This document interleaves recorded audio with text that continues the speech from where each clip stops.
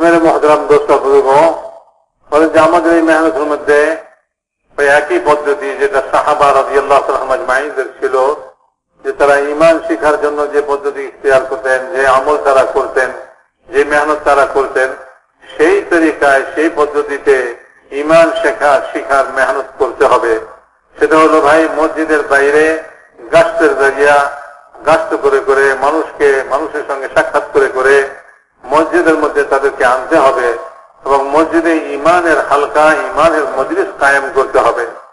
এবং এই ঈমানের মজলিসের মধ্যে আল্লাহ পাকের কুদরতের কথা এবং আল্লাহ পাক থেকে হয়, মখলুক থেকে হয় না।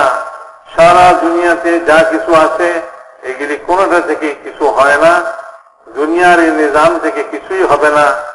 করনেওয়ালি জাত একমাত্র আল্লাহ রাব্বুল ইজ্জত, তার জাতই এক করনেওয়ালা। এই কথার আলোচনা করতে হবে যাতে আমাদের দিলের ভিতরে ইয়াকিন পয়দা হয়ে যায় যে মখলুক থেকে হয় না, সৃষ্টি থেকে হয় না, দুনিয়াতে ছড়ানো ছিটানো কোনো জিনিস থেকে কিছুই হয় না। সব কিছু করার মালিক একমাত্র আল্লাহ তাআলা। এই কথার আলোচনা যত আমরা করব তত আমাদের দিলের ভিতরে ইয়াকিন পয়দা হবে। যত আম্বিয়া আলাইহিমুসসালাতু ওয়াসসালাম নবী পয়গম্বর দুনিয়াতে আসছেন তারা এই মেহনতের জন্যই আসছেন এবং তাদেরকে জন্যই পাঠানো হয়েছে। কোরআনে পাকের মধ্যে আল্লাহ তাআলা বলছেন যে আমি যত নবী পাঠাইছি তাদের প্রত্যেককে আমি এই ওয়াহী নাজিল করছি তাদের উপরে যে আল্লাহ ছাড়া কোনো মাবুদ নাই, আল্লাহ ছাড়া কেউ করনেওয়ালা নাই, কাজে আল্লাহ তাআলারই বন্দেগী করো। মেরে মুহতারাম দোস্ত, কোরআনের আয়াতের মধ্যে আল্লাহ তাআলা নবীদেরকে দুনিয়াতে পাঠাইবার মাকসাদ আর উদ্দেশ্য বয়ান করে দিয়েছেন। নবীদের পাঠাইবার উদ্দেশ্য এটাই ছিল যে এক আল্লাহ থেকে হয়, মখলুক থেকে হয় না, এই কথার দাওয়াত দিবেন। মখলুক থেকে না হওয়ার ইনকার করবে আর আল্লাহ থেকে হওয়ার ইকরার করবে, স্বীকার করবে যে আল্লাহ থেকে হয়। সমস্ত নবীদেরকে আল্লাহ তাআলা এক এক কওমের কাছে পাঠাইছেন। ওই সমস্ত কওমের কাছে, ওই সমস্ত জাতির কাছে, তাদের কাছে দুনিয়ার জিনিসপত্র ছিল। তো নবী দাওয়াত দিতেছেন এই কথারই যে তোমাদের এই সমস্ত জিনিসের দ্বারা হবে না, এক আল্লাহ তাআলা করনেওয়ালি জাত একমাত্র আল্লাহ তাআলা। নূহ আলাইহিস সালাতু ওয়াস সালাম তার কওমের কাছে প্রেরিত হয়েছেন। তো নূহ আলাইহিস সালাতু ওয়াস সালামের কওম, তাদের মধ্যে তারা সংখ্যাগরিষ্ঠতা দেখতেছে যে আমরা সংখ্যায় ভারী, আমরা বিরাট দল, তো এই দল দ্বারা হবে। নূহ আলাইহিস সালাতু ওয়াস সালাম দাওয়াত দিতেছেন এই কথা, বলে তোমাদের এই দল দ্বারা, তোমাদের এই সংখ্যাগরিষ্ঠতার দ্বারা, তোমাদের এই সংখ্যায় বেশি হওয়ার দ্বারা কিছুই হবে না। করনেওয়ালি জাত একমাত্র আল্লাহ তাআলা। শুআয়ব আলাইহিস সালামকে আল্লাহ তাআলা এরকম কওমের কাছে পাঠাইছেন যে তাদের কাছে বাগ বাগিচা ছিল। তো নবী দাওয়াত দিতেছেন তোমাদের এই বাগ বাগিচার দ্বারা কিছুই হবে না, করনেওয়ালি জাত একমাত্র আল্লাহ তাআলা। কওমে সামুদের কাছে সালেহ আলাইহিস সালামকে আল্লাহ তাআলা পাঠাইছেন, যিনি তাদের কাছে শিল্পকর্ম ছিল। তারা পাহাড় খোদাই করে, পাথর খোদাই করে করে বিভিন্ন রকমের ঘর বাড়ি বানাইতো, শিল্প কার্য তারা করত। তো মেরে মুহতারাম দোস্ত, নবী পাঠাইছেন সালেহ আলাইহিস সালামকে, তিনি এই কথা দাওয়াত দিচ্ছেন যে আল্লাহ থেকে হয়, তোমাদের এই সমস্ত শিল্পকর্ম থেকে কিছুই হবে না। এমনি ভাবে মেরে মুহতারাম দোস্ত বুজুর্গ, মূসা আলাইহিস সালাতু ওয়াস সালামকে ফিরআউনের মোকাবেলায় পাঠাইছেন। ফিরআউনের কাছে তার রাজত্ব ছিল। তো মূসা আলাইহিস সালাতু ওয়াস সালাম এই কথার দাওয়াত দিতেছেন করনেওয়ালি জাত একমাত্র আল্লাহ তাআলা, আল্লাহই করেন আর কেউ করে না। তোমার এই ফিরআউনিয়ত থেকে কিছুই হবে না, ফিরআউনিয়ত কিছুই করতে পারে না, ফিরআউনের রাজত্ব কিছুই করতে পারে না, একমাত্র করনেওয়ালি জাত আল্লাহ তাআলা। সমস্ত নবী পয়গম্বরদেরকে আল্লাহ তাআলা এই দাওয়াত দিবার জন্যই দুনিয়াতে পাঠাইছিলেন এবং তারা এই দাওয়াত দিয়েছেন প্রত্যেক কওমের কাছে। তাদের কাছে এই দুনিয়ার সৃষ্টি মখলুক তাদের সামনে ছিল এবং কেউ অগ্নি পূজা করতেছে, কেউ সূর্যের পূজা করতেছে, কেউ তারকার পূজা করতেছে। তারা এই কথা বলতো না, তা নয় যে আল্লাহ করেন, এই কথা তারা বলতো না, কিন্তু তারা বলতো এই কথা যে আল্লাহ করেন ঠিক, কিন্তু আল্লাহ তাআলা করার মাধ্যম হইল এই সূর্য, এই তারকা নক্ষত্ররাজি। এবং আল্লাহ তাআলা এই আগুনের মাধ্যমে করেন, তো তারা আগুনকে পূজা করতেছে, সূর্যের পূজা করতেছে, তারা নক্ষত্রের তারা পূজা করতেছে। তাদের উদ্দেশ্য হলো, তাদের কথা হলো আল্লাহ করেন ঠিকই, কিন্তু এইগুলির মাধ্যমে করেন। আজ মেরে মহতারাম দোস্তার বুজুর্গ, আমরাও এরকম ভাবে মনে করি আল্লাহ তো করেন, কিন্তু আল্লাহ তাআলা এই সমস্ত সারা দুনিয়াতে যত উপায় উপকরণ আল্লাহ তাআলা সৃষ্টি করেছেন, বলে এই সমস্ত সৃষ্টির মাধ্যমে আল্লাহ তাআলা করেন। এই জন্য এই সৃষ্টির পিছনে মানুষ মেহনত করে, আর মানুষ এই কথা এই ইয়াকিনের সঙ্গে এর পিছনে মেহনত করে যে এই সৃষ্টির মাধ্যমে, এই জিনিসের মাধ্যমে আল্লাহ তাআলা করবেন। মানুষ এ কথা বলে না যে আল্লাহ করেন না, আল্লাহ করেন, এই কথা তো মানুষ স্বীকার করে, কিন্তু সৃষ্টি থেকে যে হয় না এই কথার ইনকার, এই কথাকে অস্বীকার মানুষ করে না। মানুষ এ কথা বলে যে এই জিনিসের দ্বারা, জিনিসের মাধ্যমে আল্লাহ তাআলা করবেন, টাকার মাধ্যমে আল্লাহ তাআলা করবেন, চাকরি ব্যবসার মাধ্যমে আল্লাহ তাআলা করবেন।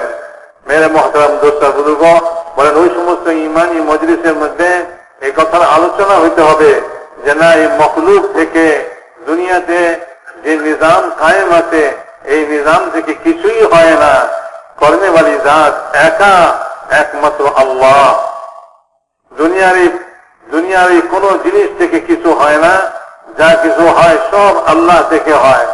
ঈসা আলাইহিস সালামকে আল্লাহ তাআলা পাঠাইছিলেন, সে যুগে সায়েন্স বড় উন্নতি করছিল, ওইটার মোকাবেলায় পাঠাইছেন, বলে এই সায়েন্স থেকে হয় না, কর্মেওয়ালি জাত একমাত্র আল্লাহ তাআলা। তো মেরে মহতারাম দোস্ত, উনি বলেন যে যত সৃষ্টি আছে, এই সৃষ্টি এর মধ্যে আল্লাহ তাআলার কুদরত নয়, আল্লাহ তাআলার কুদরত তো আল্লাহ তাআলার জাতের মধ্যে, আল্লাহ তাআলার কাছে, আল্লাহর কবজায় আল্লাহর কুদরত। আল্লাহর কুদরত কোন এই সমস্ত সৃষ্টি মখলুকের মধ্যে নাই। মেরে মহতারাম দোস্ত বুজুর্গ, কাজেই এই নিজাম যে এটা আল্লাহ তাআলার কুদরত থেকে ফায়দা হাসিল করার কোন উপায় নয়, যে আমি টাকা নিলে আল্লাহ তাআলা আমার কাম বানাই দিবে, চাকরি হইলে আল্লাহ তাআলা আমার কাজ করে দিবেন, ব্যবসা করলে আল্লাহ তাআলা আমার কাজ করে দিবেন, এই কথা নয়। ব্যবসা দ্বারা আল্লাহ তাআলা করেন না, টাকা দিয়ে আল্লাহ তাআলা করেন না, চাকরি দিয়ে আল্লাহ তাআলা করেন না। আল্লাহ তাআলা করার যে নিয়ম, আল্লাহ তাআলা করার যে ধারা, সেটা হলো আল্লাহ তাআলার আহকামাত।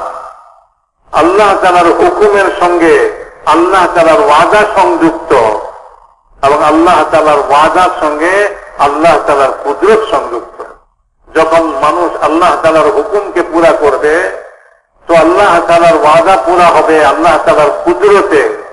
আল্লাহ তাআলা দুনিয়ার সব জিনিসকে সৃষ্টি করছেন, এই জিনিসকে সৃষ্টি করার উদ্দেশ্য এটা নয় যে এই জিনিসের মাধ্যমে মানুষ আল্লাহর কাছ থেকে নেবে, বরং এই সমস্ত দুনিয়ার সমস্ত সৃষ্টি আল্লাহ তাআলার পরিচয় লাভ করার জন্য। আল্লাহ তাআলার পরিচয় লাভ করবে মানুষ, এই সৃষ্টিকে দেখে আল্লাহকে চিনবে। যেদিন আল্লাহকে এই সৃষ্টি থেকে আল্লাহকে চিনা শেষ হয়ে যাবে, সেদিন আল্লাহ তাআলা এই সৃষ্টিকেও ধ্বংস করে দিবেন, এই সৃষ্টিকেও আল্লাহ তাআলা খতম করে দিবেন, জমিন আসমানকে আল্লাহ খতম করে দিবেন। যেদিন এই জমিন আসমান থেকে মানুষ আল্লাহর পরিচয় পাবে না, আল্লাহর পরিচয় নিবে না। মেরে মহতারাম দোস্ত, উনি বলেন যে এই সমস্ত সৃষ্টি জমিন আসমানে যা কিছু আমরা দেখতেছি, এই সব জিনিস হইল, এই সৃষ্টি হইল আল্লাহকে চিনবার জন্য, আল্লাহর পরিচয় নিবার জন্য। মানুষ এগুলি থেকে আল্লাহকে চিনবে, এর সঙ্গে আল্লাহ তাআলার কোন ওয়াদা নাই, আল্লাহ তাআলার কোন কুদরত এখানে নাই। আল্লাহর কুদরত তো আল্লাহর কবজায়, আল্লাহর হাতে। আল্লাহ তার কুদরতকে ব্যবহার করেন, যা ইচ্ছা তা সৃষ্টি করেন, কিন্তু আল্লাহ তাআলার ওয়াদা যেটা পুরা হবে আল্লাহ তাআলার কুদরতের মাধ্যমে, সেটা তো পুরা হবে আল্লাহ তাআলার হুকুম যখন পুরা হবে। সেই জন্য মেরে মহতারাম দোস্ত বুজুর্গ, উনি বলেন যে ঈমান আমাদেরকে মসজিদের মধ্যে ঈমানের হালকা কায়েম করে, ঈমানের মজলিস কায়েম করে সেখানে এই কথার আলোচনা করতে হবে।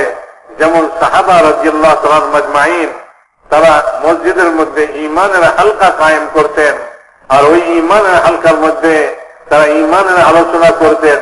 মখলুক থেকে, সৃষ্টি থেকে না হওয়া এই কথা আলোচনা করা করবেন। এই সৃষ্টি থেকে কিছুই হয় না, সব এক আল্লাহ থেকে হয়। আল্লাহ থেকে হওয়ার নিজাম, আল্লাহ তাআলার ওয়াদা, আল্লাহ তাআলার আহকামাতের সঙ্গে যখন মানুষ আল্লাহ তাআলার হুকুমকে পুরা করবে, চাই তার কাছে এই সৃষ্টির কোন জিনিস না থাকে, আল্লাহ তাআলার ওয়াদা তার জন্য পুরা হবে।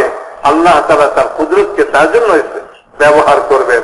মেরে মুহতারাম দোস্ত বুজুর্গ, উনি বলেন যে মসজিদের মধ্যে এই ইমানি মজলিস কায়েম করে যখন আমরা ইমানদারদেরকে বাইরে যারা বিভিন্ন তাদের দুনিয়ার নিজামের মধ্যে, দুনিয়ার নকশার মধ্যে, কেউ দোকানদারিতে, কেউ চাকরি বাকরিতে, কেউ বিভিন্ন কাজকর্মে, মসজিদের বাইরে সে ওইটার মধ্যে মশগুল হইয়া মনে মনে সে এই ধারণা করতেছে যে আমার এই ব্যবসা দিয়া, আমার এই দোকানদারি দিয়া আর আমার এই কাজকর্ম দিয়েই তো আমার সংসার চলে, আল্লাহ চালায় ঠিক, কিন্তু আমাকে তো এগুলি করতে হবে, এগুলির মাধ্যমে আল্লাহ তাআলা করবেন। মানুষ এই ধারণা নিয়ে দুনিয়াতে বিভিন্ন কাজকর্মে লিপ্ত হয়ে যায়। এই সমস্ত মানুষদেরকে গাস্ত করে করে মসজিদে একত্র করা আর তাদেরকে ইমানের হালকা, ইমানের মজলিসে বসায়া তাদের সামনে এই কথার আলোচনা মুযাকারা হওয়া চাই যে ভাই, তোমার যে ব্যবসা, তোমার যে দোকানদারি, তোমার যে কাজকর্ম, এইগুলি আল্লাহর কাছ থেকে নিবার কোন মাধ্যম নয়। আল্লাহ তাআলার কাছ থেকে নিবার মাধ্যম হইল আল্লাহ তাআলার হুকুমকে পুরা করা। আল্লাহ তাআলার হুকুম যখন তুমি পুরা করবে তো আল্লাহ তাআলা কোন মাধ্যমের মুখাপেক্ষী নন। আল্লাহ তাআলা তার ওয়াদাকে পুরা করবেন আপন কুদরতের দ্বারা।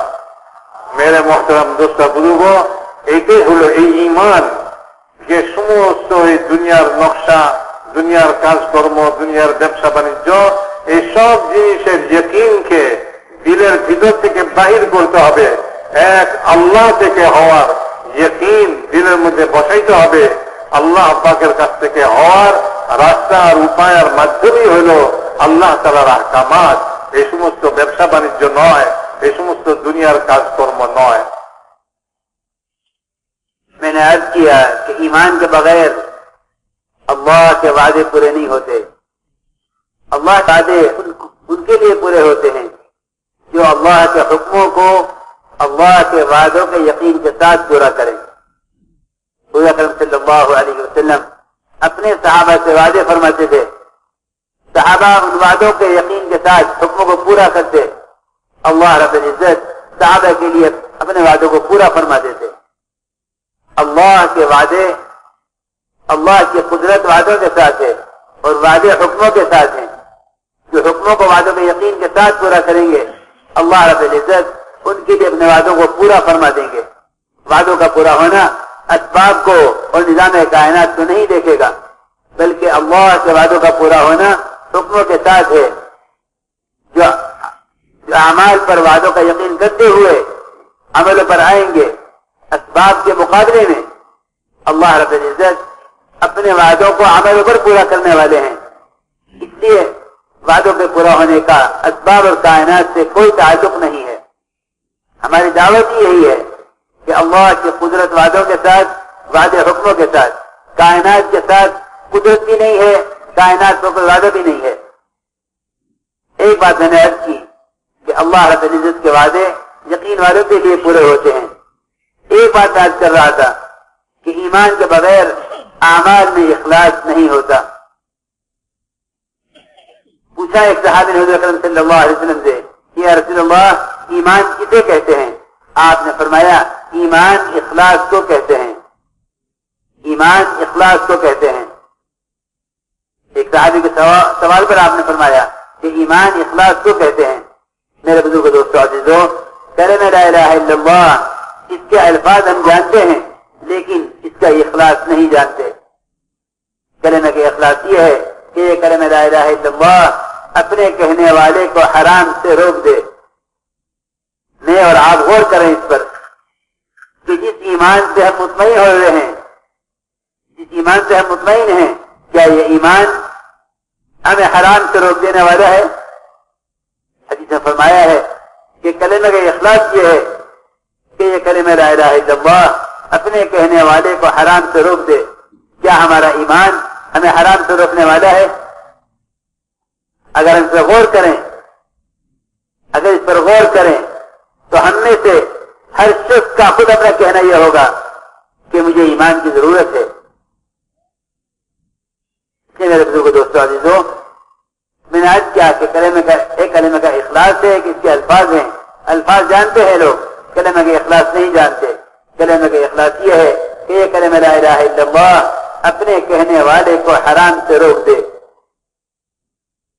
एक सहाबी से गीबत हो गई हुज़ूर सल्लल्लाहु अलैहि वसल्लम की मजलिस में, आपने फरमाया कि कुरान पर ईमान नहीं लाया वो शख्स जो कुरान के हराम को हलाल समझे। इसलिए इतना ईमान सीखना हर मोमिन की जिम्मे फर्ज़ ऐन है जितना ईमान उसको हराम से रोक दे। मेरे मोहतरम दोस्तों बुजुर्गो, উনি বলেন যে কথা যে আমি শুরুতে আপনাদেরকে বলছি যে আল্লাহ তাআলার ওয়াদা ঈমানের সঙ্গে সংযুক্ত। ঈমানের উপরেই আল্লাহ তাআলা, যখন মানুষ ঈমানের সঙ্গে আমল করে তখন আল্লাহ তাআলার ওয়াদা পুরা হয়ে যায়।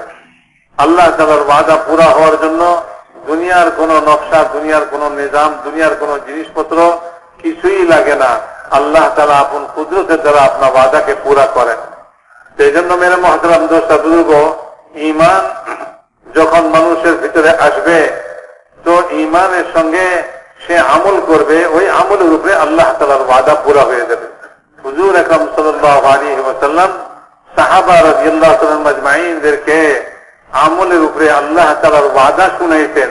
এই আমলের উপরে এই ওয়াদা সাহাবা রাদিয়াল্লাহু তাআলা আজমাইন ওইটার উপরে ইয়াকিন করতেন।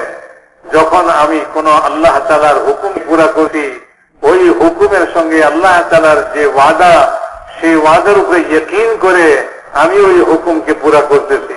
সাহাবা রাদিয়াল্লাহু তাআলা আজমাইন তারা হুজুর আকরাম সাল্লাল্লাহু আলাইহি ওয়াসাল্লামের কাছ থেকে ওয়াদা, আল্লাহ তাআলার ওয়াদাকে শুনতেন, আর ওই ওয়াদার ইয়াকিনকে দিলের মধ্যে নিয়ে তারা যখন আমল করতেন তো আল্লাহ তাআলা তার ওয়াদাকে তাদের জন্য পুরা করে দিতেন।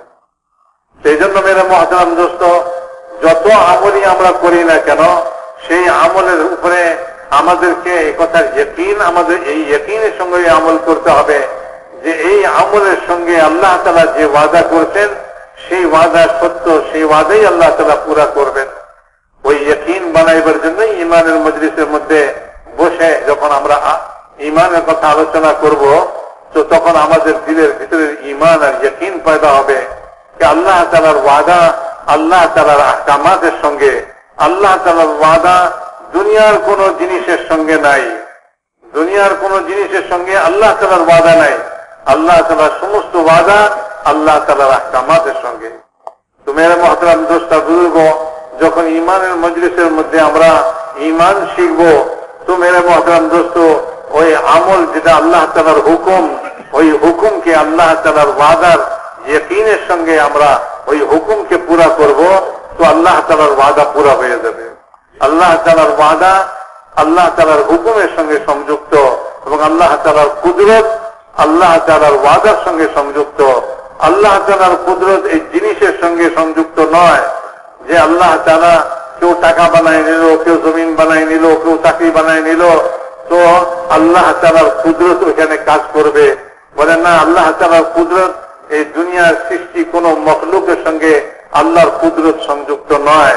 আল্লাহ তাআলার কুদরত হলো আল্লাহ তাআলার ওয়াদার সঙ্গে, আর আল্লাহ তাআলার ওয়াদা হলো আল্লাহ তাআলার হুকুমের সঙ্গে। মানুষ যখন আল্লাহ তাআলার হুকুমকে পুরা করবে তো আল্লাহ তাআলার ওয়াদা পুরা হবে। আল্লাহর ওয়াদা আল্লাহ পাকের কুদরতের দ্বারা পুরা হবে, দুনিয়ার জিনিসের দ্বারা হবে না।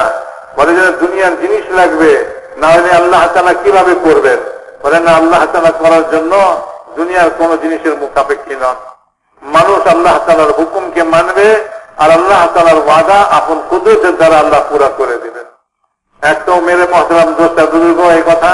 আরেকটা হলো যে উনি বলেন যে আমি প্রথমেই বলছিলাম এই কথা যে মানুষ আমল করে ঠিকই, কিন্তু এই আমলের মধ্যে ততক্ষণ পর্যন্ত ইখলাস আসবে না, আল্লাহকে রাজি করার জন্য হবে না, যতক্ষণ পর্যন্ত সে ঈমান হাসিল না করবে, ঈমান না বানাবে।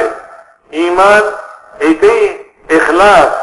কারণ একজন সাহাবী হুজুর আকরাম সাল্লাল্লাহু আলাইহি ওয়াসাল্লামকে জিজ্ঞাসা করতেছেন, ইয়া রাসূলুল্লাহ ঈমান কি? হুজুর বলেন ঈমান হলো ইখলাস। ইখলাসই হলো ঈমান। ইখলাস মানে হলো আল্লাহকে সন্তুষ্ট করার জন্য কোনো কাজ করা, এটাই যে আল্লাহর জন্যই করা। বলে ঈমান তো ঈমানই হলো ইখলাস।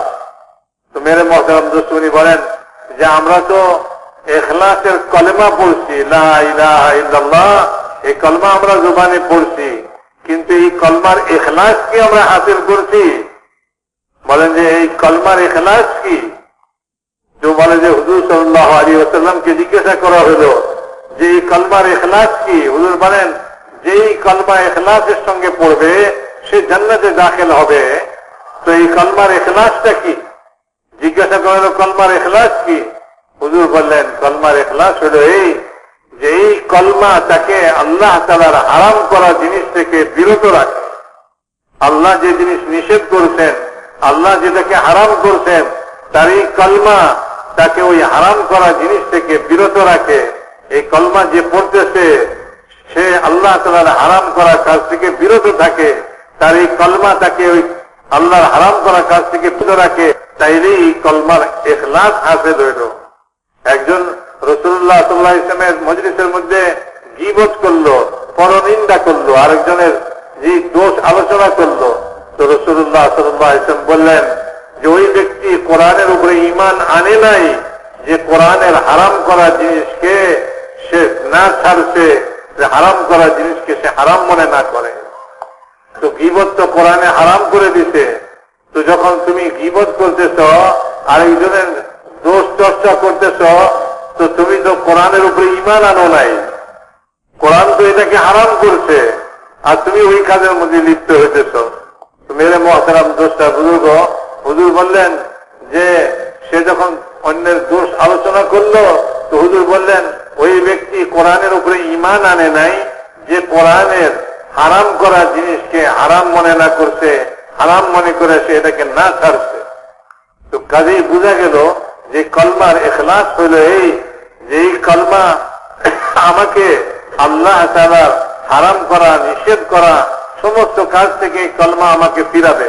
উনি বলেন আমরা প্রত্যেকেই চিন্তা করতে পারি, নিজের সম্পর্কে আমরা প্রত্যেকেই চিন্তা করতে পারি, আমার কলমা কি আমাকে আল্লাহ তাআলার হারাম করা কাজ থেকে বিরত রাখতে কি রাখে নাই? আমি কি আল্লাহ তাআলা সমস্ত নিষেধ কাজ থেকে বিরত হয়ে গেছি? আমার কলমা কি আমাকে আল্লাহ তাআলার হারাম করা কাজ থেকে বিরত রাখছে? এটা প্রত্যেকেই আমরা চিন্তা করতে পারি।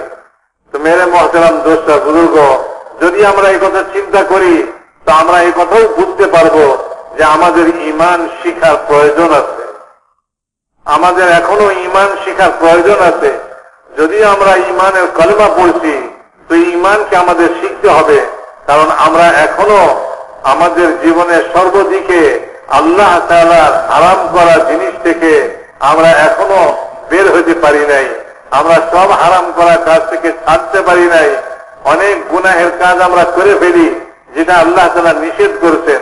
কাজে আমার কলমা তো আমাকে গুনাহের কাজ থেকে, আল্লাহর নিষেধ করা কাজ থেকে আমাকে ফিরে যেতে না। তো কাজে আমার ঈমান তো শিখতে হবে, আমার ঈমান তো বানাইতে হবে।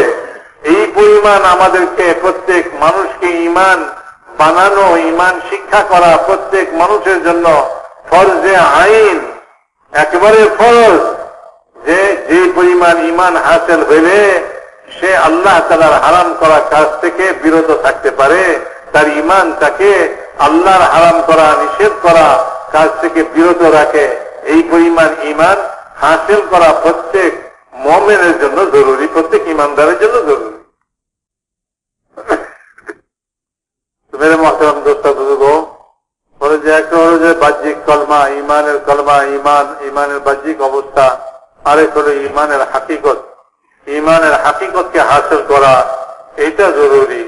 একটু ঈমানের বাহ্যিক অবস্থা, আরেক হলো ঈমানের হাকিকতকে হাসিল করা। হুজুর আকরাম সাল্লাল্লাহু আলাইহি ওয়াসাল্লাম সাহাবা রাদিয়াল্লাহু তাআলা আজমাইনদেরকে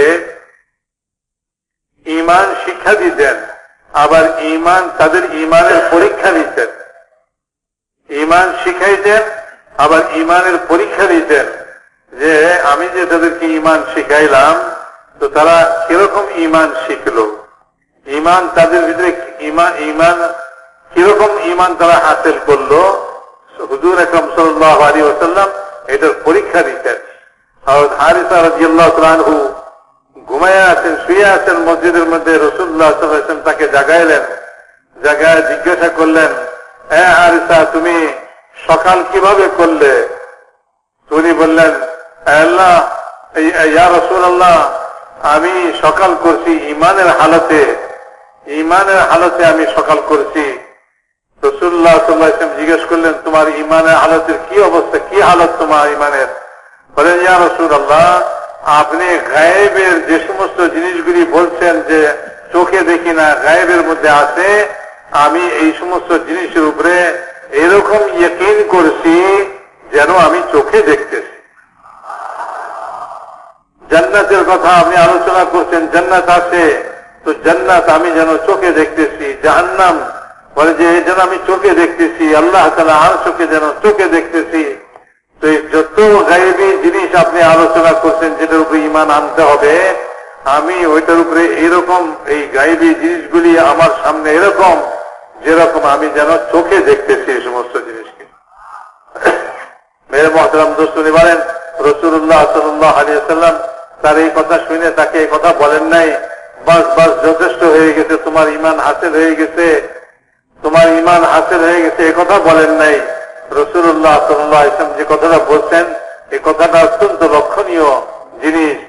রাসূলুল্লাহ সাল্লাল্লাহু আলাইহি ওয়াসাল্লাম বললেন, তুমি মারিফাত হাসিল করছো, তোমার মারিফাত হাসিল হয়ে গেছে, তুমি এটার উপরে জমে থাকো, জমে থাকো। তো জমে থাকতে হবে, এরকম না যে ভাই ঈমান হাসিল করলাম আর আমি এটার উপরে জমলাম না।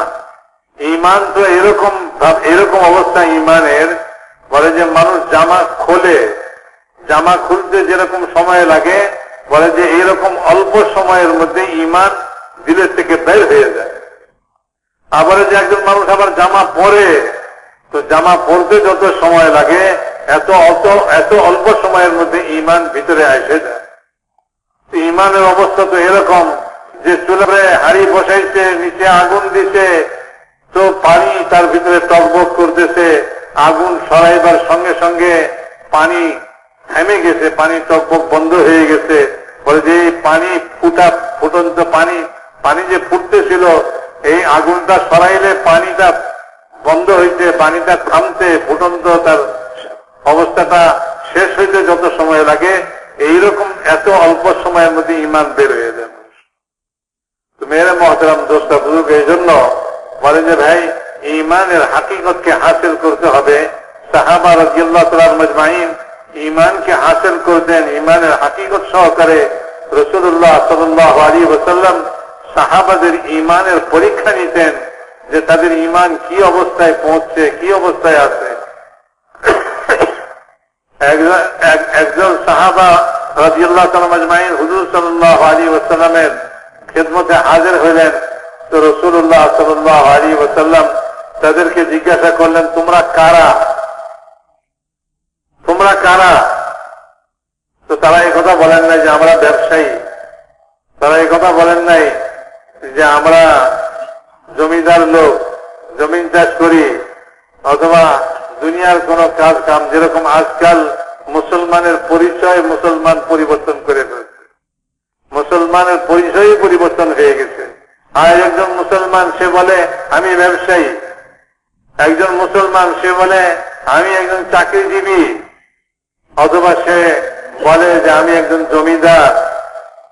তো সে তার পরিচয় এইভাবে দেয়। রাসূলুল্লাহ সাল্লাল্লাহু আলাইহি ওয়াসাল্লামের জমানায়, সাহাবাদের জমানায় তাদের পরিচয়টা কি ছিল? রাসূলুল্লাহ সাল্লাল্লাহু আলাইহি ওয়াসাল্লাম তাদেরকে জিজ্ঞাসা করতেছেন, তোমরা কারা? তো তারা পরিচয় দিতেছে, আমরা ঈমানওয়ালা। মেরে মহতরম দোস্ত বুজুর্গ, ইব্রাহিম আলাইহিস সালাম এই উম্মতের নাম মুসলমান রাখছেন। তো এই উম্মত মুসলমান উম্মত, তো এই উম্মত আজ মুসলমান নিজের পরিচয় দেয় না, বলে নিজের পরিচয় দুনিয়ার কাম কাজের সঙ্গে সে তার পরিচয়কে দেয়, দুনিয়ার জিনিস দিয়ে সে তার পরিচয় করায়। বলে আমি অমুক, আমি অত উঁচা পদের চাকরিজীবী, চাকরিওয়ালা লোক, আমি এত উঁচা পদে চাকরি করি। তো মানুষ এই ধরনের পরিচয় দেয় নিজের। সাহাবা রাদিয়াল্লাহু তাআলা মাজমাইন তারা তাদের পরিচয় দিতেছেন। হুজুর জিজ্ঞাসা করেন, তোমরা কারা? তো তারা বলতেছে আমরা সব ঈমানওয়ালা। তো তারা তাদের পরিচয় ঈমানওয়ালাই মনে করতেন, ঈমানওয়ালা তারা, ঈমানদার। হুজুর আকরাম সাল্লাল্লাহু আলাইহি ওয়াসাল্লাম বললেন যে তোমরা যে তোমাদের পরিচয় দিলে ঈমানদার, তো তোমাদের ঈমানের কি আলামত, কি জিনিস তোমাদের মধ্যে আছে যেটার কারণে এটার প্রমাণটা কি যে তোমরা যে ঈমানদার? তো তারা বললেন ইয়া রাসূলুল্লাহ, আমাদের মধ্যে 15টা অভ্যাস, খাসলত, 15টা আমল আমাদের মধ্যে আছে, এগুলি আমাদের ঈমানের পরিচয়। তো 15টা আমলের মধ্যে 5টা হলো এই যে আমরা আল্লাহ তাআলার উপরে ঈমান রাখি, আল্লাহ তাআলার ফেরেশতাদের উপরে ঈমান রাখি, আল্লাহ তাআলার রসুলদের উপরে ঈমান রাখি, আল্লাহ তাআলার কিতাব সমূহের উপরে ঈমান রাখি, আখিরাতের দিনের উপরে আমরা ঈমান রাখি। তারা তাদের ঈমানের পরিচয় এইভাবেই দিতেছে যে আমরা এই সমস্ত এই 5টা জিনিসের উপরে ঈমান রাখি। আর 5টা জিনিস আছে এরকম যে সেটা হলো যে একটা হলো আমরা এই কথার সাক্ষী দেই যে আল্লাহ ছাড়া কোনো মাবুদ নাই, এবং আমরা এই কথার সাক্ষী দেই যে হযরত মুহাম্মদ সাল্লাল্লাহু আলাইহি ওয়াসাল্লাম আল্লাহ তাআলার রাসূল। দ্বিতীয় জিনিস যেটা সেটা হলো আমরা নামাজ কায়েম করি। ওরা এই কথা বলেন নাই যে আমরা নামাজ দিই, তারা বলেন আমরা নামাজ কায়েম করি। বলেন নামাজ কায়েম করা এত এক উঁচা আমল, যখন মানুষ নামাজ কায়েম করে তার দ্বীনের মধ্যে অপূর্ণতা থাকতেই পারে না, তার দ্বীন পরিপূর্ণ হবে। যে নামাজকে ঠিক করছে, নামাজকে কায়েম করছে, নামাজকে ঠিক করছে, তো তার দ্বীনের মধ্যে কোন রকম অসম্পূর্ণতা থাকতে পারে না। কারণ রাসূলুল্লাহ সাল্লাল্লাহু আলাইহি ওয়াসাল্লাম হাদিসের মধ্যে ইরশাদ করেছেন মান আকামা সালাতা আকামা দ্বীন, যে নামাজকে কায়েম করলো সে তার দ্বীনকে কায়েম করলো। তো যে নামাজকে কায়েম করছে তার জীবনের কোন দিকে দ্বীন অসম্পূর্ণ থাকতে পারে না, দ্বীন পরিপূর্ণ হবে। তার জীবনের দিক, তার কামাই রোজগার, তার পরিবার পরিজনের সঙ্গে ব্যবহার, তার সামাজিক ব্যবহার, তার সব রকমের জীবনের সর্বদিক, বলে যে সর্বদিকের মধ্যে শরীয়ত পরিপূর্ণ আসবে, দ্বীন পরিপূর্ণ আসবে যে নামাজকে কায়েম করবে। তো নামাজ কায়েম করা এত বড় উঁচা জিনিস যে নামাজ মানুষকে খারাপ কাজ থেকে, নামাজ মানুষকে ফাহিশা কাজ থেকে, শরীয়তের বিপরীত, শরীয়ত বিরোধী কোন কাজ থেকে, সব কাজ থেকে নামাজ তাকে ফেরাবে।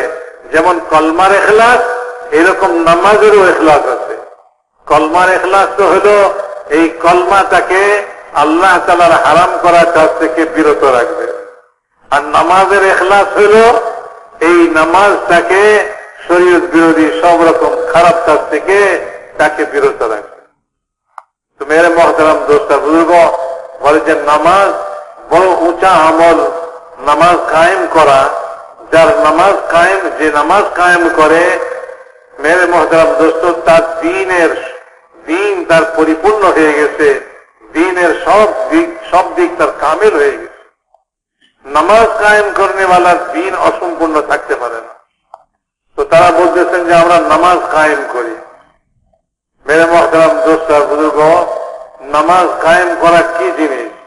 উনি বলেন যে একটা হলো একজন লোক নামাজ পড়তে চায়, তো সে ওযু করে, গোসলের প্রয়োজন হলে গোসল করে, তো এটা দ্বারা সে পবিত্রতা হাসিল করে, নামাজ পড়ার জন্য এই পবিত্রতা হাসিল করে। উনি বলেন যে ভাই, এই পবিত্রতা তো আসল পবিত্রতা নয়। এটা যেরকম একটা বাহ্যিক পবিত্রতা হাসিল করা, আরেকটা পবিত্রতা আছে, সেটা হলো যে শরীরের ভিতরে যে রক্ত চলাচল করতেছে, এই রক্তটাও পবিত্র হয়। রক্তটা বনে কিসের থেকে? বলে লোকমা থেকে। রক্তটা তৈরি হয় যে লোকমাটা মানুষ মুখের মধ্যে দেয়, পেটের মধ্যে ঢুকায়, ওই লোকমা থেকে তার শরীরে রক্ত তৈরি হইতেছে।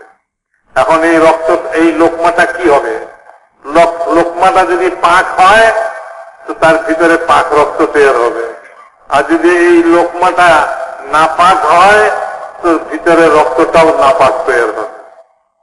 উনি বলেন যে হজমান ইলিয়াস রহমতুল্লাহি বলছেন এ কথা যে লোকমা হইল এর উদাহরণ হলো একটা সমুদ্রের মতো। লোকমা হলো সমুদ্র আর মানুষের চিন্তাধারা, মাথায় যে চিন্তাধারা সে যে চিন্তা করে বলে এই চিন্তাধারা হইল তার এই সমুদ্রেরই মণিমুক্তা। যেমন সমুদ্র হবে তেমন মণিমুক্তা হবে। উনি বলেন যে সুদের একটা লোকমা মানুষের শরীরের রক্তকে এইরকম খারাপ করে, এইরকম নষ্ট করে আর এইরকম গান্দা করে, যেরকম নালার মধ্যে ময়লা পড়লে পায়খানা চলে যেই নালায়, ওই নালার পানি যেরকম গান্দা, বলে এইরকম গান্দা করে ফেলে সুদের একটা লোকমা শরীরের রক্তে। এই জন্য মেরে মহতারাম দোষটা বুঝব, একটা হলো বাহ্যিক পবিত্রতা হাসিল করা, বলে যে শরীরের রক্তপাত হওয়া, বলে এইটাও বাহ্যিক পবিত্রতার মধ্যে এক পবিত্রতা। মানুষ মনে করে ইবাদত ঠিক হয়ে গেলে কামাই রোজগার ঠিক হয়ে যাবে, আসলে এরকম না, উল্টা। বলে কামাই রোজগার ঠিক হয়ে গেলে ইবাদত ঠিক হয়ে যাবে। আজ আমরা উল্টা বুঝতেছি, মনে করতেছি যে ইবাদতে যদি পরিপূর্ণতা আসে, ইবাদত যদি ভালো করে করা যায় তাইলে বোধহয় কামাই ঠিক হয়ে যাবে, কামাইও পাক পবিত্র হয়ে যাবে। উনি বলেন তা নয়, বলে যে যদি কামাই রোজগার পাক পবিত্র হয় তাইলেই ইবাদত ঠিক হয়ে যাবে। আর একজনের কামাই রোজগার হইল অপবিত্র, সে হারাম কামাই করতেছে, তো অপবিত্র কামাই যেটা দ্বারা সে খাওয়া দাওয়া করতেছে, এই অপবিত্র কামাইয়ের দ্বারা সে যতই নামাজ পড়ুক সে তো অপবিত্র অবস্থায় নামাজ পড়লো, আর যতই সে ইবাদত করুক সে তো অপবিত্র অবস্থায় ইবাদত করলো। ওই ইবাদত দিয়া কি হবে? ওই ইবাদত দিয়া কোন জিনিস ঠিক হবে এ কথা তো কোনোদিন হইতে পারে না। ইবাদতটাই নষ্ট, নষ্ট ইবাদত দিয়ে আরেকটা কিন্তু ঠিক হয়। এই জন্য উনি বলেন যে এই ধারণাটা ভুল ধারণা যে ইবাদত ঠিক হয়ে গেলে কামাই রোজগার ঠিক হয়ে যাবে, জীবনের অন্যান্য যে সমস্ত লাইনগুলি আছে এই লাইনগুলিও ঠিক হয়ে যাবে, এটা একটা ভুল কথা। বরং সহি কথা হলো এই যে যখন কামাই রোজগার ঠিক হয়ে যাবে তো ইবাদত ঠিক হয়ে যাবে, ইবাদত ঠিক হবে, কামাই রোজগার ঠিক হয়ে যাবে। সেই জন্য মেরে মহতারাম দোষটা বুঝব, বলেন যে যদি এই নামাজ কায়েম করা এটা এত উঁচা আমল, এত উঁচা জিনিস যে এই নামাজ যদি কেউ কায়েম করে তো এই নামাজের দ্বারা তার দ্বীন পরিপূর্ণ হয়ে যাবে, দ্বীনের মধ্যে কোনো অসম্পূর্ণতা থাকবে না। কারণ হাদিসের মধ্যে আসছে যে নামাজ কায়েম করছে সে দ্বীন কায়েম করছে, সে তার দ্বীনকে কায়েম রাখছে। তো কাজেই নামাজ যদি সুন্দর হয়ে যায়, নামাজ যদি পবিত্র হয়ে যায়, নামাজ যদি ঠিক হয়ে যায় তো জীবনের সমস্ত লাইন শরীয়ত মতো হয়ে যাবে। শরীয়ত মতো জীবনের সব লাইনকে শরীয়ত মতো আনার জন্য নামাজ এক আমল, বড় এক আমল, যদি নামাজ ঠিক হয়ে যায়। আর নামাজকে ঠিক করার জন্য খালি ওযু আর গোসলই নয়, বরং নামাজকে ঠিক করার জন্য তো শরীরের ভিতরে প্রবাহিত রক্ত, বলে যে এই রক্ত পবিত্র হইতে হবে, কাজে এই রক্তকেও পবিত্র রাখতে হবে। রক্তের পবিত্রতা কিসের দ্বারা আসবে? বলে ওই লোকমার দ্বারা আসবে। এই লোকমাটা যেটা সে মুখে দিতেছে, ওই লোকমাটা কেমন? যদি এই লোকমাটা পবিত্র হয় তো এটার দ্বারা শরীরে পবিত্র রক্ত তৈরি হবে, আর যদি ওই লোকমাটা অপবিত্র হয় তো শরীরের ভিতরে রক্ত তার অপবিত্র হয়ে যাবে। এই জন্য মেরে মহতারাম দোষটা বুঝব, ওনারা এই কথা বলছিলেন, এই কথা যে আমরা 5টা বিষয়ের উপরে ঈমান আনছি আর এই 5টা আমল আমরা করি।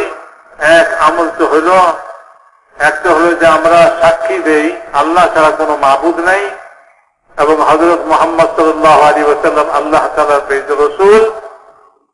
আমির মহতারাম দোস্ত দ্বিতীয় কথা বলছেন আমরা নামাজ কায়েম করি। আর তৃতীয় জিনিস বলছেন আমরা জাকাত আদায় করি, জাকাত আদায় করি। বলেন যে আজ তা আমরাও অনেকে জাকাত দিয়ে থাকি। তা আমাদের অবস্থা হলো এই যে আমি আমার জাকাত আরেকজনকে দেই, বলে ভাই জাকাত তো আমার, আপনি বাইরে দিয়ে। এই জাকাতের উপযুক্ত তালাশ করার মতো সমান নাই। জাকাতের উপযুক্ত লোক কাকে জাকাত দিতে হবে এইটার সময় আমার কাছে নাই।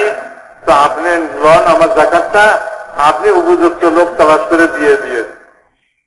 মেরে মহতরম দোস্ত বুজুর্গ, উনি বলেন এই কথা যে জাকাত যার উপরে ফরজ হয়েছে তার জন্য জাকাত নিতে পারে উপযুক্ত লোক তালাশ করা এইরকম জরুরি তার উপরে, যেরকম নাকি জঙ্গলের মধ্যে মানুষ অজু করার জন্য পানি তালাশ করে। তো অজু করার জন্য পানি তালাশ করাটা সে তার নিজের জন্য যত জরুরি মনে করে, আর যেভাবে সে জঙ্গলের মধ্যে পানি তালাশ করে, বলে এইভাবে যার উপরে জাকাত ওয়াজিব হয়েছে তার জন্য জাকাত নিতে পারে এরকম উপযুক্ত লোক তালাশ করা এইরকম জরুরি। আজ তো দায় সারার মতো, কোন রকম দায় সারার মতো জাকাত আদায় করতেছে। যার উপরে জাকাত আদায় হয়েছে তো সে জাকাতের উপযুক্ত লোক তালাশ করার মতো তার কাছে সময় নাই। তো সে আরেকজনকে দিয়ে বলতেছে, বলে ভাই আপনি এরকম লোক তালাশ করে করে আমার জাকাতটা দিয়ে দিয়ে। না না, বলে যে তোমার উপরে জাকাত ওয়াজিব হয়েছে তো তোমার জন্য জরুরি এই জাকাত নিতে পারে এরকম লোক তালাশ করে তাকে জাকাত পৌঁছাইয়ে দেওয়া, এটা তোমার উপরে জরুরি। মেরে মহতরম দোস্ত বুজুর্গ, তারা এক আমল দেখেই এটা বলছে, বলে যে ভাই জাকাত ইয়া রাসূলুল্লাহ আমরা জাকাত আদায় করি, আমরা বাইতুল্লাহর হজ করি, আর আমরা রমজান শরীফের রোজা রাখি। তো মেরে মহতরম দোস্ত বুজুর্গ বলেন যে ওই জামাত যারা রাসূলুল্লাহ সাল্লাল্লাহু আলাইহি ওয়াসাল্লামের খেদমতে হাজির হইল, আর হুজুর তাদেরকে বললেন তোমরা কারা? তো তারা বললো আমরা ইমানওয়ালা। তো রাসূলুল্লাহ জিজ্ঞেস করলেন তোমাদের ইমানের কি পরিচয়?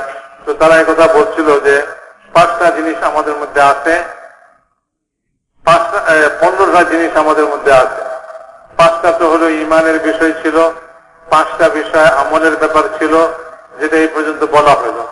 মানে আর 5টা জিনিস এরকম আমাদের মধ্যে আছে যেটা আমরা জাহিলিয়াতের যুগ থেকে অর্থাৎ ইসলামের পূর্ব যুগ থেকে আমাদের মধ্যে বিদ্যমান আছে। ইয়া রাসূলুল্লাহ যদি আপনি মনে করেন যে এটা আমাদেরকে ছেড়ে দিতে ছেড়ে দিব, আর যদি বলেন যে না এটা থাক তো এইটার উপর আমরা থাকবো। তো তারা বলতে লাগলো, বলে যে প্রথম যেটা সেটা হলো আমাদের মধ্যে সবর, আমরা সবর করনেওয়ালা আর আমরা শুকর করনেওয়ালা। উনি বলেন যে আল্লাহু আকবার, যে কত বড় সিফত, কত বড় গুণ, যে সবর আর শুকর। বলে যে ইমান পরিপূর্ণ হয় হলো এই 2টা জিনিসের দ্বারা, এক সবরের দ্বারা এক শুকরের দ্বারা। অর্ধেক ইমান হলো সবর আর অর্ধেক ইমান হলো শুকর। কিন্তু মেরে মহতরম দোস্ত বুজুর্গ, সবর কাকে বলে এই জিনিসটা বুঝতে হবে। উনি বলেন যে সবরের অর্থ এই নয় যে মুসিবত আসলো আর আমি ওটাকে সহ্য করলাম, এটাকে সবর বলে না। সবর হলো যে কোনো পরিস্থিতি, যে কোনো খারাপ অবস্থা আমার উপরে আসে, এইটার মোকাবেলায় আমি আল্লাহ তাআলার হুকুমের উপরে জমবো, আল্লাহর হুকুমের উপরে জমে থাকবো। আল্লাহ তাআলা যেটা বলছেন ওইটাই আমি করবো, এটার উপরে জমে থাকবো। এইটা হলো সবর। পরিস্থিতি খারাপ হয়ে গেল, অবস্থা খারাপ হয়ে গেল, খারাপ অবস্থা আমার উপরে আসলো আর আমি ওটাকে চোখ বুঝে সহ্য করলাম, তা আমি মনে করলাম যে আমি খুব সবর করনেওয়ালা হইলাম। উনি বলেন যে সবরের অর্থ এটা নয়। সবরের অর্থ হইল যে পরিস্থিতির মোকাবেলায় সে আল্লাহ তাআলার হুকুমের উপরে জমে। আল্লাহ এখন আমার কাছে কি হুকুম, আমাকে কি হুকুম দেন, এরকম পরিস্থিতি এসেছে, আল্লাহ তাআলার কি হুকুম, আমি সেই হুকুমকে পুরা করে দেব। তো যখন এইরকম সবর হবে তো ওই সবরের সঙ্গে সঙ্গে আল্লাহ তাআলার যে ওয়াদা মদদ ও নুসরত এবং সাহায্যের, সেই ওয়াদাও পুরা হয়ে যাবে। ওই ব্যক্তির সঙ্গে আল্লাহ তাআলার কোন মদদ সাহায্য এবং আল্লাহ তাআলার ওয়াদা পুরা হবে না, যে সবর এরকম মনে করে বলে পরিস্থিতি আসবে আর আমি এটাকে সহ্য করব, আল্লাহ তাআলার হুকুমের পরোয়া নাই। তো বলে যে তার এই সবরের দ্বারা কোনদিন আল্লাহ তাআলার সাহায্য আসবে না। মেরে মুহতারাম দোস্ত বুজুর্গ, বলে যে এরকম সবর করনেওয়ালা তো বলে যে মজলুম নয়, সবর করনেওয়ালা তো মজলুম হয়। যে একজনের জুলুম করছে, সে ওটাকে সহ্য করছে, তো সে মজলুম। মেরে মুহতারাম দোস্ত, এইরকম সবর করনেওয়ালা মজলুম নয়, কে যে আল্লাহ তাআলার হুকুমকে নষ্ট করতেছে আর সে মুসিবতের মধ্যে মুখ বুজে সহ্য করতেছে, বলে সে তো মজলুম নয়, বরং সে জালেম। সে হলো জালেম, আর জালেমের জন্য কোনো সাহায্য নাই আল্লাহ পাকের। জালেমের জন্য আল্লাহ তাআলার তরফ থেকে কোনো সাহায্যের ওয়াদা নেই। আল্লাহ তাআলা যখন কাফেরদেরকে জাহান্নামের মধ্যে দাখিল করবেন, তো তাদেরকে এই কথা বলবেন, ইসলাউহা ফাসবিরু আও লা তাসবিরু সাওয়াউন আলাইকুম ইন্নামা তুজজাউনা মা কুনতুম তা'মালুন। ঢুকো এই জ্বলন্ত আগুনের মধ্যে, তোমরা সবর করো চাই না করো, দুটোই বরাবর তোমাদের জন্য। সবর করা, সেখানে কি সবর করবে? সেখানে সহ্য করা ছাড়া আর সবর কি? জাহান্নামের মধ্যে সে সবর করবে মানে হলো যে সে ওই আগুনকে সহ্য করবে, আগুনের শাস্তিকে সহ্য করবে সে, এটা ছাড়া আর কি? আল্লাহ তাআলা বলতেছেন যে তুমি এই জাহান্নামের জ্বলন্ত আগুনের মধ্যে ঢুকো, এইখানে তুমি সহ্য করো আর না করো, সবর করো আর না করো, দুটোই সমান। তুমি তোমার কর্মফল পাইতেছো, তুমি যা করছিল তারই ফল পাইতেছো। সেই জন্য মেরে মুহতারাম দোস্ত বুজুর্গ, উনি বলেন যে সবর এটা নয় যে মানুষ মুখ বুঝে সহ্য করলো, বরং সবরের অর্থ হইল এই যে সে আল্লাহ তাআলার হুকুম, যে পরিস্থিতি আসছে তার উপরে, এই পরিস্থিতির মোকাবেলায় আল্লাহ তাআলার যে হুকুম আছে সেই হুকুমকে সে পুরা করতেছে। তো যখন আল্লাহর হুকুমকে সে পুরা করতেছে আর তার উপরে অবস্থা চলতেছে, তার উপরে অবস্থা চলতেছে, তো অচিরেই আল্লাহ পাকের ওয়াদা পুরা হবে, অর্থাৎ তার সঙ্গে আল্লাহ তাআলার সাহায্য আসবে, তাকে আল্লাহ তাআলা সাহায্য করবে। তো মেরে মুহতারাম দোস্ত বুজুর্গ, উনি বলেন সবর আর তাকওয়া এই দুই জিনিস একত্র হইতে হবে। সবর আর তাকওয়া একত্র হইতে হবে। যেমন ইউসুফ আলাইহিস সালাতু ওয়াস সালাম, তিনি সবর আর তাকওয়াকে একত্র করছিলেন। ভাইরা জুলুম করছে, তো সেখানে সবর করতেন। জুলাইখা তাকে প্ররোচনা দিতে, তিনি সেখানে তাকওয়া ইখতিয়ার করেছেন। তো আল্লাহ তাআলার মদদ আসছে কি, ভাইদেরকে তার সামনে পদানত করলেন আর জুলাইখাকে আল্লাহ তাআলা তার অধীনস্থ করে দিলেন। আল্লাহ তাআলার সাহায্য এরকম হইল। সেই জন্য বলেন সবর আর তাকওয়া এই দুই জিনিস একত্র করতে হবে। সবর মানে যা অবস্থা আমার উপরে আসছে, তো এই অবস্থার মধ্যে আমি আল্লাহ তাআলার হুকুমের বাইরে আমি যাব না, আমি আল্লাহ তাআলার হুকুমের উপরে থাকবো, আল্লাহকে ভয় করতেছি। এই সবর আর তাকওয়া একত্র হয়ে গেল।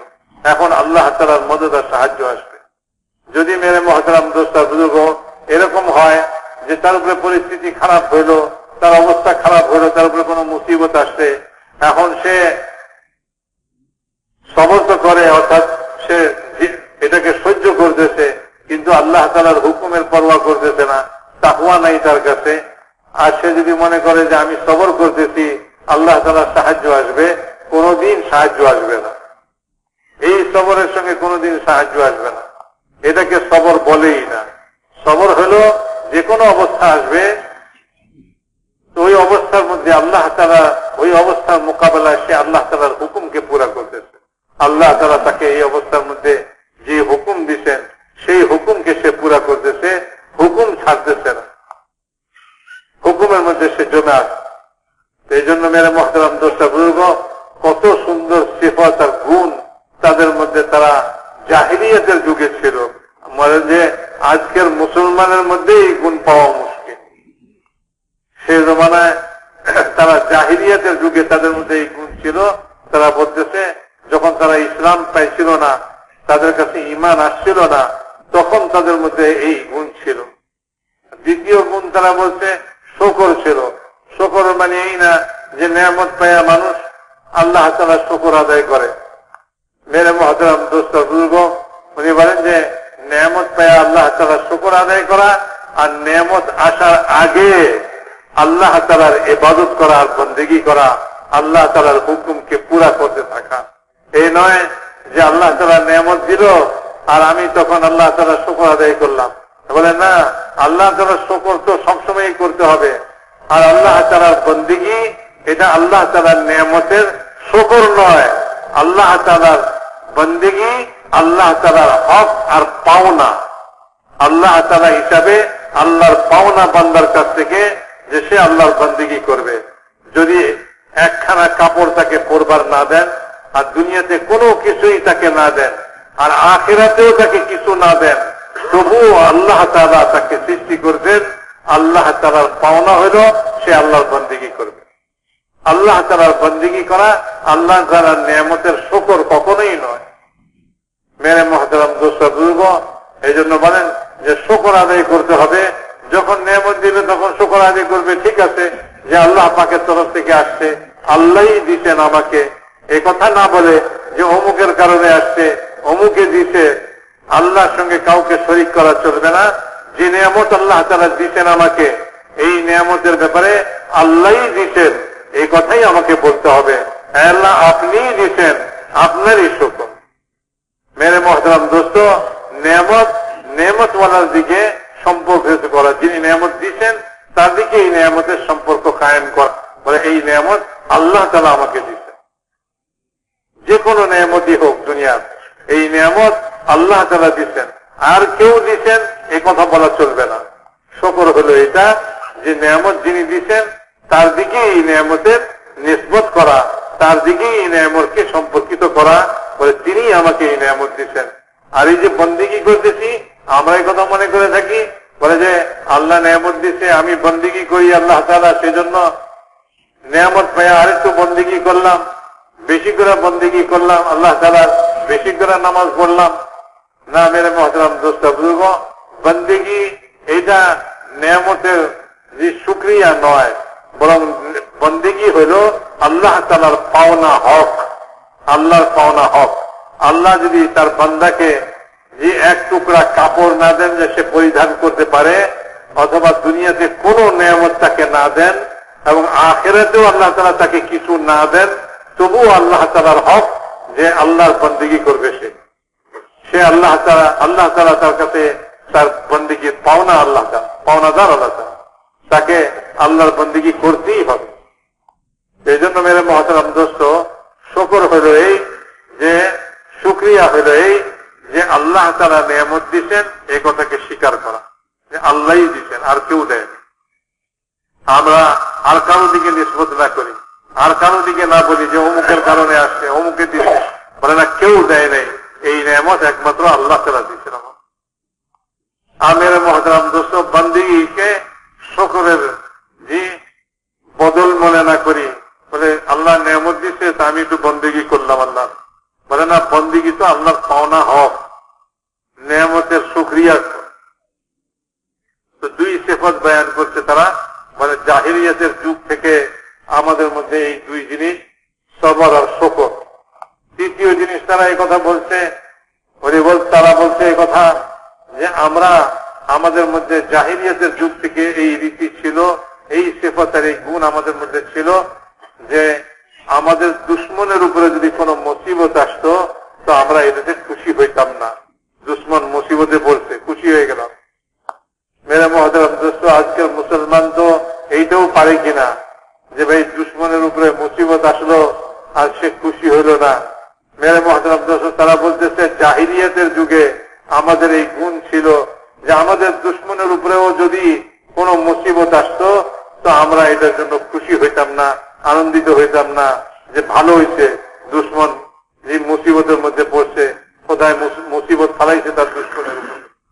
সেই জন্য মেরে মুহতারাম দোস্ত বুজুর্গ, বলে দুশ্মনের উপরে মুসিবত আসলে আমরা খুশি হইতাম না কোনদিন। মেরে মুহতারাম দোস্ত, হেদায়েতের মেহনত করনেওয়ালা বলে যে আমরা সারা দুনিয়ার মানুষের হেদায়েত চাই, তো আমরা তো এই কথার উপরে খুশি হইতে পারি না যে ভাই তার জন্য হেদায়েতও চাই, আবার তার মুসিবত তার পেরেশানির মধ্যে পড়লে আমি আবার খুশি হই, এই দুই জিনিস একত্র কি করে হইতে পারে? এই হেদায়েতের মেহনতের সঙ্গে তো এটার কোনো মিলই নাই, এটার কোনো সম্পর্কই নাই। বরং এই হেদায়েতের মেহনত করনেওয়ালা যে সারা দুনিয়ার মানুষের হেদায়েত চায়, তো সে মানব জাতির উপরে, মানুষের উপরে, যে কোনো মানুষের উপরে যে কোনো মুসিবত আসলে সে কখনো এটার মধ্যে কি হইতে পারে না, খুশি হইতে পারে না। একজন অমুসলমান মেরে মহতারাম দোস্তা বুজুর্গ হেদায়েত পেয়ে যাক, এইটার জন্য তো একজন মুসলমান মনোপ্রাণ থেকে চাইবে। সাহাবা রাদিয়াল্লাহু তাআলা আজমাইন তাদের হালত, তারা অবস্থা বলে যে এক যুদ্ধের মধ্যে বন্দী হইল, মুসলমানদের কিছু বন্দী কাফেরদের হাতে হইল, কাফেরদের হাতে কিছু মুসলমান বন্দী হইল। তো মুসলমানদের হাতে কিছু কাফের বন্দী হইল। এখন কাফের বাদশা সে চাইতেছে তার বন্দীদেরকে ছুটাই নিতে। তো আপসে কথাবার্তা বলে এই কথা ঠিক হলো যে মুসলমান হইয়া মুসলমানদের মধ্যে থাকতে চায় তাকে আমরা বাধা দিব না, আর যে খ্রিস্টান হইয়া অমুসলমান হইয়া বাদশার পক্ষে যেতে চায় তো মুসলমানরাও তাদেরকে বাধা দিবে না। তো এই কথা সাব্যস্ত হয়ে এক একজন করে কয়েদি হাজির করা হইতে লাগলো, আর তাকে এই কথা বলা হইতে লাগলো যে তোমার ইখতিয়ার, তুমি মুসলমান হইয়া মুসলমানদের সঙ্গে থাকতে পারো, আর তুমি তোমার পূর্ব ধর্মে তুমি যাইতে পারো, বাদশার পক্ষেও তুমি যাইতে পারো। তো বলেন যে কোন কয়েদি হয়তো সে বলল যে আমি মুসলমানদের সঙ্গে মুসলমান হইয়া থাকতে চাই, বলে যে এই কথা বলার সঙ্গে আমরা এত আনন্দিত হইতাম যে এত জোরে আমরা তকবীর দিতাম যে কোন দেশ জয় করেও আমরা এত জোরে তকবীর দেইনি। খুশির চোটে, আনন্দের চোটে বলে একজন লোক হেদায়েত পাইল। আর যদি কোন লোক বলে যে কাফেরদের পক্ষ অবলম্বন করতো, বাদশার দিকে চলে যেত, মুসলমান না হইতো, তো আমরা এত দুঃখ আমাদের হইতো, এত আক্ষেপ আমাদের হইতো, আমরা মনে করতাম যে হায় আমাদের একটা লোকের বুঝি আমরা হারাইলাম। একজন লোককে, আমাদের মধ্যে থেকে একজন লোককে হারাইলে আমাদের যে দুঃখ হইতো, বলে যে একজন লোক সে যদি কাফের বাদশার যে পক্ষ অবলম্বন করতো তো আমাদের এইরকম দুঃখ হইত। এই জন্য মেরে মহতারাম দোস্তা বুজুর্গ বলেন যে ভাই তাদের মধ্যে এই সিফত ছিল, এই গুণ ছিল। তারা বলল ইয়া রাসূলুল্লাহ, আমাদের দুশমনের উপরে যদি কোনো মুসিবত আসে আমরা কখনো আনন্দিত হই না, বরং তাদের জন্য সহমর্মিতা আমাদের দিলের মধ্যে, যে তাদের জন্য সহানুভূতি আমাদের অন্তরে থাকে। আমরা কখনো তাদের এই মুসিবতে খুশি হই না অথবা আনন্দিত হই না। তারপরে সেফত তারা গুণ যেটা বলল, আমরা লড়াইয়ের ময়দানে আমরা খুব মজবুত থাকি। লড়াইয়ের ময়দানে আমরা কখনো লড়াইয়ের ময়দান থেকে পলায়ন করি না। লড়তে লড়তে জান চলে যাবে, কিন্তু আমরা লড়াইয়ের ময়দানে আমরা অটল থাকি। তো মেরে মহতারাম দোস্তা বুজুর্গ বলেন যে একটা হলো সবর, একটা হলো শকর, আর একটা হলো দুশ্মনের উপরে মুসিবত আসলে আমরা খুশি হই না। আর চতুর্থ সিফত তারা বলল যে আমরা জিহাদের ময়দানে অর্থাৎ লড়াইয়ের ময়দানে আমরা অটল থাকি। দুশ্মনকে ভয় পেয়ে আমরা লড়াইয়ের ময়দান থেকে আমরা কখনো পলায়ন করি না। আল্লাহ তাআলার হার পঞ্চম যেটা, সেটা হলো যে আল্লাহ তাআলার হার ফয়সালার উপরে আমরা রাজি এবং সন্তুষ্ট হয়ে যাই। যে কোনো ফয়সলা আল্লাহ পাকের তরফ থেকে আসে। জাহিলিয়াতের যুগ থেকে, ইসলামের পূর্ব যুগ থেকে আমাদের এই অভ্যাস ছিল যে আল্লাহ যা করে আমরা সেটার উপরে সন্তুষ্ট থাকি সবসময়। এই সিফত আমাদের মধ্যে জাহিলিয়াতের যুগ থেকে আসিল। ইয়া রাসূলুল্লাহ, আছে আজও, যদি আপনি কোনোটা মানা করেন আমরা ছেড়ে দিব, আর যদি বলেন যে না তোমরা এটার উপরে বাকি থাকো, বিদ্যমান থাকো, তো আমরা এটার উপরে বিদ্যমান থাকবো। তো মেরে মহতারাম দোস্তা বুজুর্গ, তাদের এই সমস্ত সিফাত গুলা যে কোন সিফতে এরকম নয় যে যেটাকে ইসলাম বাদ দিতে বলতে পারে। রাসূলুল্লাহ সাল্লাল্লাহু আলাইহি ওয়াসাল্লাম তাদের প্রশংসা করলেন, এবং রাসূলুল্লাহ সাল্লাল্লাহু আলাইহি ওয়াসাল্লাম কি বললেন, তাদের এই 15টা কথা শুনে হুজুর তাদের সম্পর্কে কি মন্তব্য করলেন। উনি বললেন ফুকাহা উদাবা, বলে যে দ্বীনের পুরা সমাজ রাখনে वाला দেখতেছি, তারা দ্বীনের পুরা সমাজ রাখে, পুরা বুঝ রাখে, তারা এরকম লোক দেখতেছি। ফকিহ তারা দ্বীনের পূর্ণ সমঝ আর বুঝ তারা রাখে এবং তারা তরবিয়তওয়ালা, অর্থাৎ তাদের শিক্ষিত, তাদের তরবিয়ত হয়েছে এরকম নয় যে তরবিয়ত ছাড়াই তারা কোনো একটা, যে তাদের কোনো আদত অভ্যাসের কোনো ঠিক নেই, বলে তারা আদিব উদাবা, অর্থাৎ তারা তরবিয়ত প্রাপ্ত লোক, প্রাপ্ত লোক, শিক্ষাপ্রাপ্ত লোক, যে এরা তো শিক্ষিত এবং এরা অত্যন্ত দ্বীন সম্পর্কে বড় বুঝ রাখে।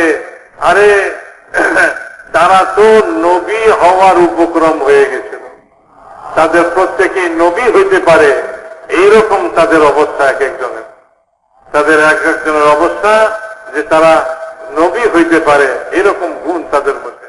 রাসূলুল্লাহ সাল্লাল্লাহু আলাইহি ওয়াসাল্লাম তাদের এই প্রশংসা করলেন।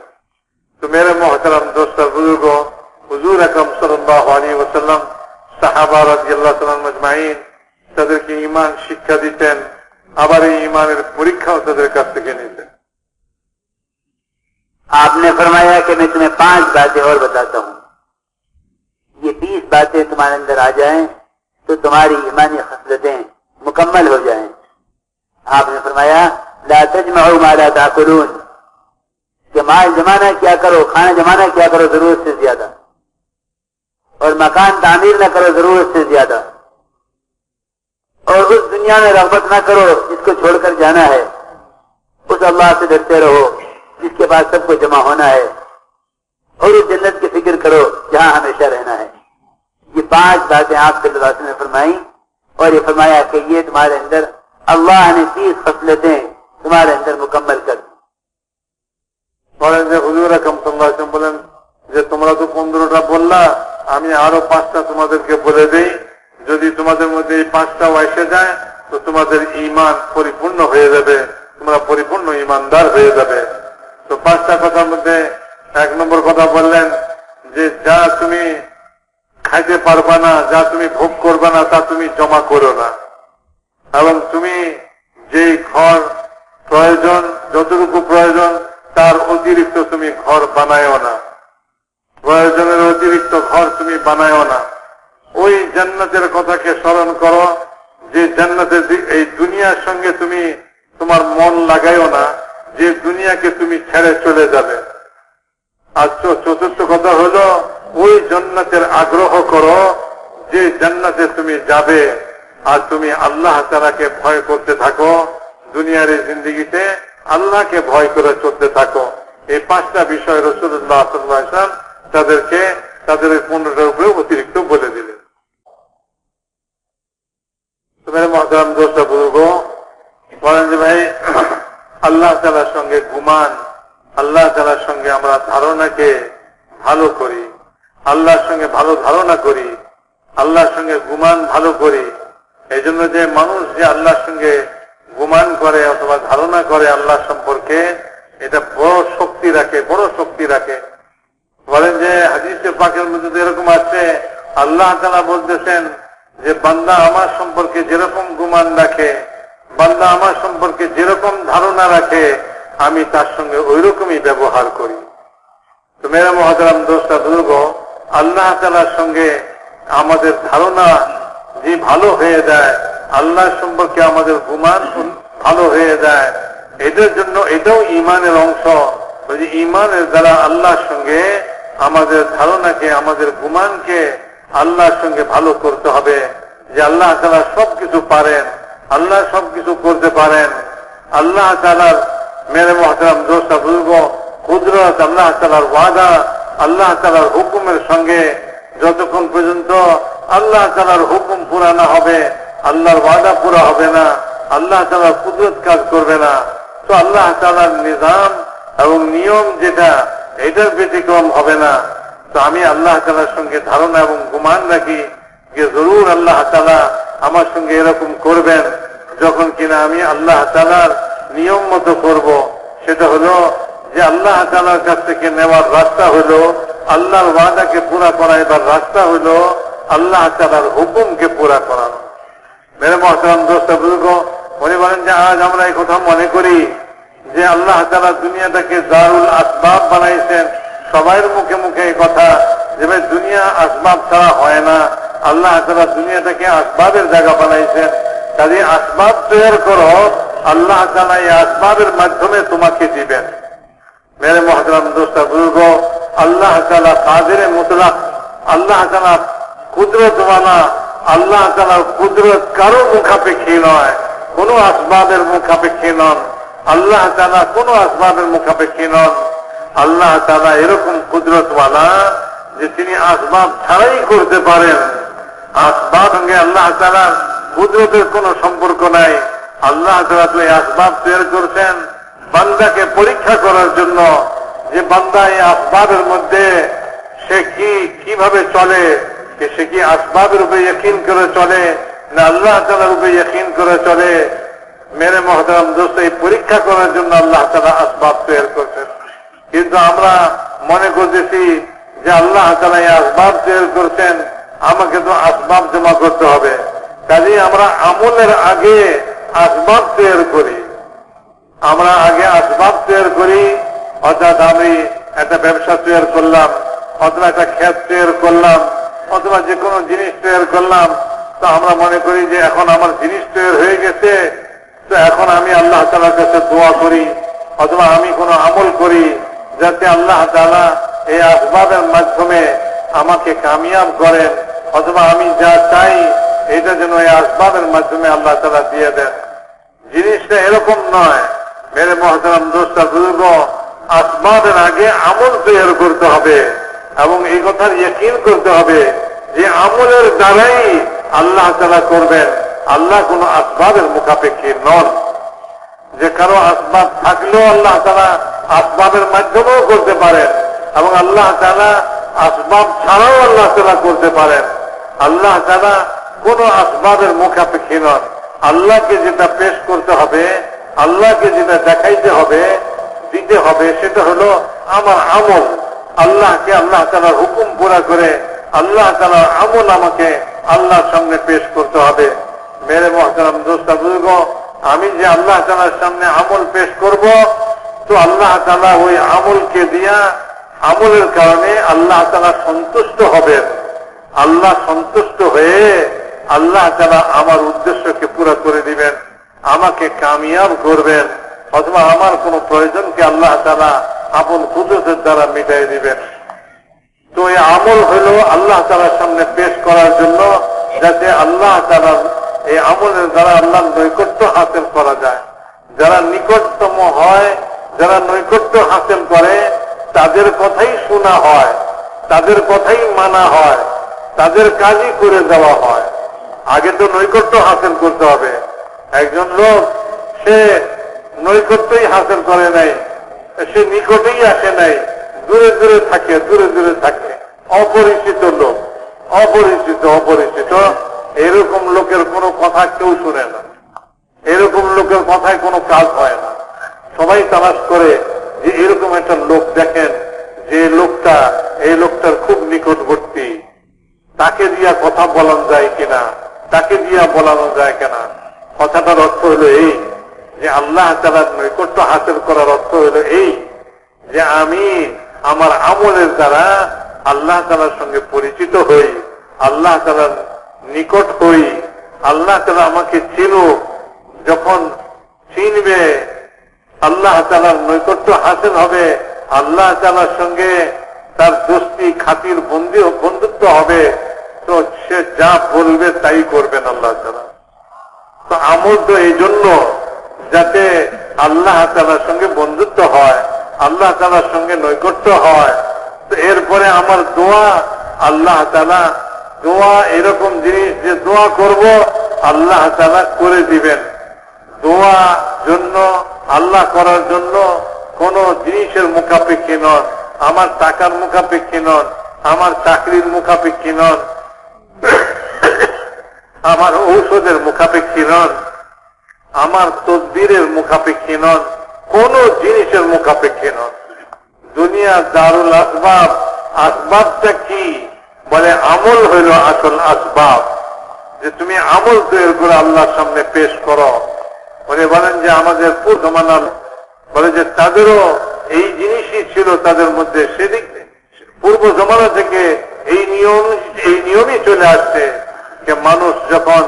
আল্লাহর কাছ থেকে কোনো জিনিস সে নিতে চায়, আল্লাহর কাছ থেকে কোনো কাম করাইতে চায়, তো সে আমল তৈরি করে আল্লাহকে পেশ করে, আমল পেশ করে। বলে যে হাদিসে পাকের মধ্যে যে ওই ঘটনা আসছে, তিনজন লোক তারা মুসাফির সফর করতেছিল, বৃষ্টি আসার কারণে, বৃষ্টির কারণে তারা এক গুহার মধ্যে যায় ঢুকলো, পাহাড়ের গুহার মধ্যে। তারা যখন গুহার মধ্যে ঢুকলো, উপর থেকে বিরাট বিশাল এক পাথর এসে গড়ায় পড়লো আর ওই গুহার মুখকে বন্ধ করে দিল, এবং তারা অন্ধকারের মধ্যে পড়ে গেল, গুহার ভিতরে একবারে অন্ধকারের মধ্যে। তো তারা এই কথা বলে নাই যে আসো আমরা আল্লাহ তাআলার কাছে দোয়া করি, আল্লাহ কোনো ফেরেশতা পাঠায় দেখ, এই পাথরটা সরাই দেখ, আমরা এখান থেকে মুক্ত হয়ে যাই, অথবা আল্লাহ তাআলা কোনো ভূমিকম্প দিয়ে দেখ, পাথরটা এখান থেকে সরে দেখ আর আমরা বের হয়ে পড়ি। তারা কোনো এইরকম কথা চিন্তা করে নাই যে আল্লাহ তাআলার কাছে আমরা এরকম দোয়া করি যে ফেরেশতা পাঠাই দিব, না কোনো আল্লাহ তাআলা এখানে কোনো ভূমিকম্প সৃষ্টি করে দিয়া এই পাথরকে সরাই দিব, এ কথা তারা চিন্তা করে নাই।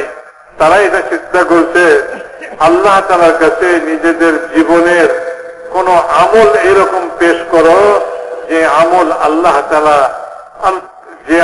যে আমলকে তুমি শুধু আল্লাহর জন্য করছো, তোমরা এরকম কোন আমল পেশ করো। তো তারা প্রত্যেকে নিজ নিজ আমল পেশ করতে লাগলো আল্লাহ তাআলার কাছে। মেরে মহতারাম দোস্তা বুজুর্গ, একজনে আমল পেশ করলো যে হোসনে মুআশারাতের আমল পেশ করলো, বলে যে আয় আল্লাহ, আমার এক চাচাতো বোন ছিল, আমি তার সঙ্গে খারাপ কাজ করার, কুকাজ করার আমার মনোবৃত্তি এরকম তৈরি হয়েছিল, কিন্তু তাকে কখনো বাগে পাইতেছিলাম না। একবার এরকম তাদের অভাব আসলো যে সে বাধ্য হইল আমার কাছে সাহায্যের জন্য আসতে। তো আমি তাকে সাহায্য করার জন্য যে তৈরি হইলাম যে এত দিনার আমি তাকে দিব, কিন্তু আমি সত্য করলাম যে আমার মনোবাঞ্ছা পূরণ করতে হবে এবং আমার যে কাজ আমাকে করতে দিতে হবে। তো সেও অভাবের তাড়নায় রাজি হয়ে গেল। তো যখন আমি একেবারে প্রস্তুত হইলাম, এরকম সময় খোদা তোমার কথা স্মরণ হয়েছে আর তোমার ভয়ে এক আমার দিলের মধ্যে পয়দা হয়েছে, আর আমি ওই ভয়ের কারণেই আমি ওই কাজ থেকে বিরত থাকছি, আমি ওখান থেকে উঠে চলে আসছি, আমি ওই কাজ আমি করি নাই। খোদা এই আমলের উসিলায় আমি যে তোমাকে ওইরকম মুহূর্তে তোমাকে ভয় করলাম আর আমি তোমার নিষেধ আর হারাম কাজ থেকে বিরত থাকলাম, তুমি এইটার উসিলায় আজ আমাদেরকে এখান থেকে মুক্তি দাও। বলেন যে ওই যখন সে এই দোয়া করলো তো পাথর নড়লো, কিন্তু এতখানি নড়লো যে বাইরের উপায় নাই, ভিতর থেকে শুধু বাহিরের আসমান দেখা যায়, এরকম অবস্থা সৃষ্টি হইল। দ্বিতীয় জন দোয়া করলো যে সে বলল যে আমি অনেক মজদুর রাখছিলাম একবার, তো তাদের সবাইই মজদুরি দিচ্ছি, একজন লোক সে তার মজদুরি না নিয়েই চলে গেছে, তো আমি তার মজুরিটাকে খাটাইছি ব্যবসায়, খাটায়া বহুত মাল জমা করছি। তো একদিন সে আসে আমাকে বলতেছে যে আমার যে মজুরি পাওনা আছে সে মজুরে তুমি আমাকে দিয়ে দাও। আমি বললাম যে এই যে মাল দেখতেছ এগুলি সব তোমার সেই মজুরি। সে বলে আমার সঙ্গে ঠাট্টা করো না, আমার মজুরিতে এত ছিল না, আমার মজুরিতে অত্যন্ত কম ছিল, তুমি এত বিশাল মাল দেখাইতেছ, এই মাল আমার মজুরি কি করে হয়? বলে আমি তো তোমার সেই মজুরি যদিও অল্প ছিল, এটাকে খাটায় আমি এই মাল তৈরি করছি, কাজে এগুলি সব তোমারই মাল, তোমার মজুরি থেকে আমি এটাকে বানাইছি, তুমি এটাকে দাও।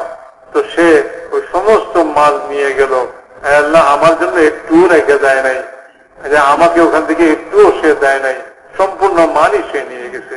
আল্লাহ আমি এই কামটা যদি তোমার জন্য করে থাকি, আজ আমাদেরকে এখান থেকে মুক্তির রাস্তা করে দাও। মেরে মহতরম দোস্ত বুজুর্গ, বলে যে ওই পাথর একটুখানি নড়লো, কিন্তু এতখানি নড়লো যে বাইরে হইবার উপায় নাই, বাহিরের থেকে আলো ভিতরে যেতে পারে, এতখানি ব্যবস্থা হলো। এখন তৃতীয় জন সে দোয়া করতে শুরু করলো, সে বলল যে আমার বাবা বৃদ্ধ ছিল, আমি তাদের সঙ্গে স্নান করছি, আমি তাদের খেদমত করছি, এরকম খেদমত যে একদিন বকরি চড়ায়া আসতে আসতে ফিরতে ফিরতে রাত হয়ে গেছিল, আমার মা বাপ ঘুমিয়ে পড়ছিল। আমার আদত অভ্যাস ছিল এই যে সর্বপ্রথম পিতা মাতাকে দুধ পান করাবো, তারপরে আমার স্ত্রী পুত্রদেরকে আমি দুধ পান করাবো। যতক্ষণ আমার মা বাপ না খাইছে ততক্ষণ আমি আমার স্ত্রী পুত্রকে দিব না। এটা আমার সবসময়কার অভ্যাস ছিল। আগে আমি তাদেরকে খাওয়াইতাম, তারপরে আমার স্ত্রী পুত্রকে খাওয়াইতাম। কিন্তু আজ আমার মা বাপ আসতে দেরি হওয়াতে তারা ঘুমিয়ে পড়ছে। আর তাদেরকে তো এখন আর আমি তাদেরকে ঘুম থেকেও জাগাই নাই।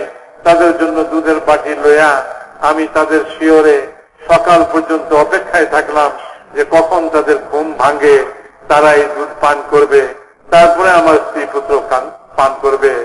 তা আমার স্ত্রী পুত্র রাতভর তারা ভুকা থাকলো, ছেলেপেলেরা কান্নাকাটি করলো, আমি তাদেরকে দেই নেই যতক্ষণ পর্যন্ত আমার মা বাপ না পান করছে।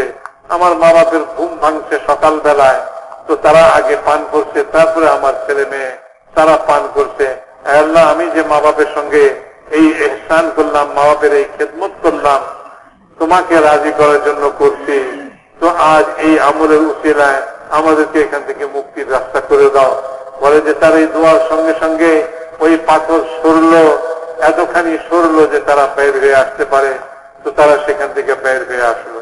তো মেরে মহতারাম দোস্ত বুজুর্গ, এই ঘটনা মেরে মহতারাম দোস্ত আল্লাহ পাকের নিয়ম আর ধারা বুঝাইবার জন্য, যে আল্লাহ পাকের ধারা আর নিয়ম, এটা থেকে এটাই বুঝা যে আল্লাহ তাআলা আসবাব দিয়া করেন না। আসবাবের সঙ্গে আল্লাহ তাআলার কোনো ওয়াদা নাই। যে মানুষ যদি মাল জমা করে, মাল হাসিল করে, মানুষ যদি চাকরি লয়, মানুষ যদি ব্যবসা করে, তাইরে আল্লাহ তাআলা দিবেন। মানুষ আজকাল মনে করে যে আগে একটা আসবাব তৈরি করো, তারপরে আল্লাহ তাআলার কাছে দোয়া করো, তো আল্লাহ তাআলা এই আসবাবের মধ্যে তুমি যেটা চাইতেছো ওইটা দিবেন। বলে যে এরকম নয় মেরে মহতারাম দোস্ত বুজুর্গ।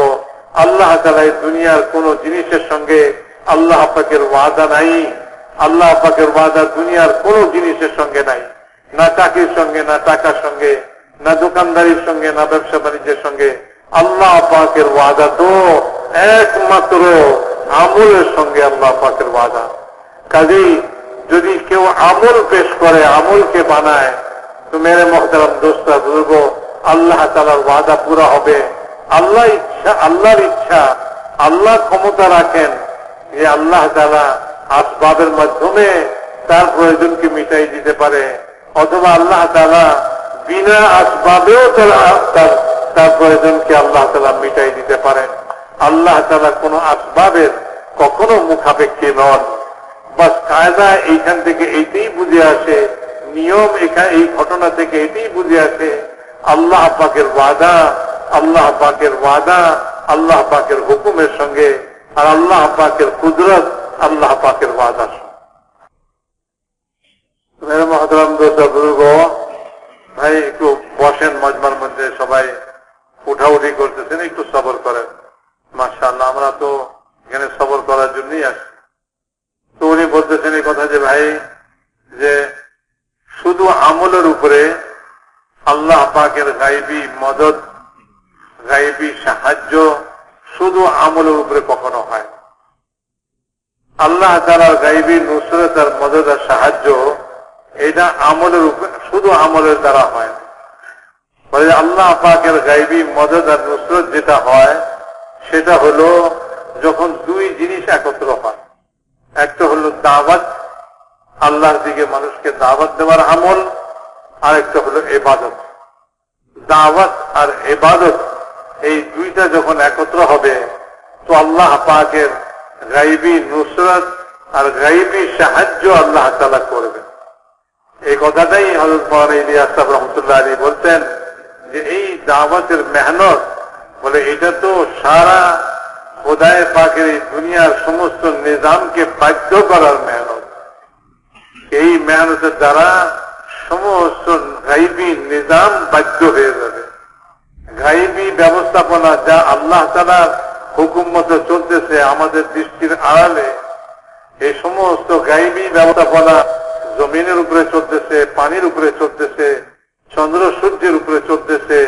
এই সৃষ্টির এক একটা জিনিসের উপরে খোদায়ে পাকের গায়বী হুকুম চলতেছে, গাইবী ব্যবস্থাপনা চলতেছে। তো হযরত মাওলানা ইলিয়াস সাহেব রহমাতুল্লাহ আলাইহি কথা বলতেন যে এই মেহনত তো তসখীরে আলম অর্থাৎ সারা দুনিয়াকে, দুনিয়ার এই নিজাম, গাইবী নিজামকে বাধ্য করার মেহনত। কিন্তু মেরে মহতারাম দোস্ত বুজুর্গণ এই কথা বলতেন, বলে যে এইটা তখন হবে যখন কিনা এই দাওয়াত সাহাবাদের তরিকায় দাওয়াত হবে এবং ইবাদত সাহাবাদের তরিকায় ইবাদত হবে। দাওয়াত আমার তরিকা মতো নয়, আমার মন মতো নয়, আমি যেমন চাই তেমন করে নয়। ইবাদত বন্দেগী বলে আমি যেরকম চাইলাম সেরকম নয়। দুইটা জিনিসের মধ্যে সাহাবা রাদিয়াল্লাহু তাআলা আনহুম আজমাইনদের তরিকা এইটাকে সামনে রাখতে হবে। বলে দাওয়াতও সাহাবাদের তরিকায় হইতে হবে এবং ইবাদতও সাহাবাদের তরিকায় হইতে হবে। সেই জন্য মেরে মহতারাম দোস্ত বুজুর্গ বলে যে দাওয়াত আর ইবাদত এই দুই জিনিস যখন একত্র হবে তো আল্লাহ পাকের গাইবী নুসরত আর মদদ আর সাহায্য যখন চাইবে তখনই আল্লাহ তাআলার গাইবী সাহায্য হবে। যখনই দোয়া করবে ওই দোয়া কবুল হয়ে যায়, আল্লাহ পাকের গাইবী সাহায্য আসবে।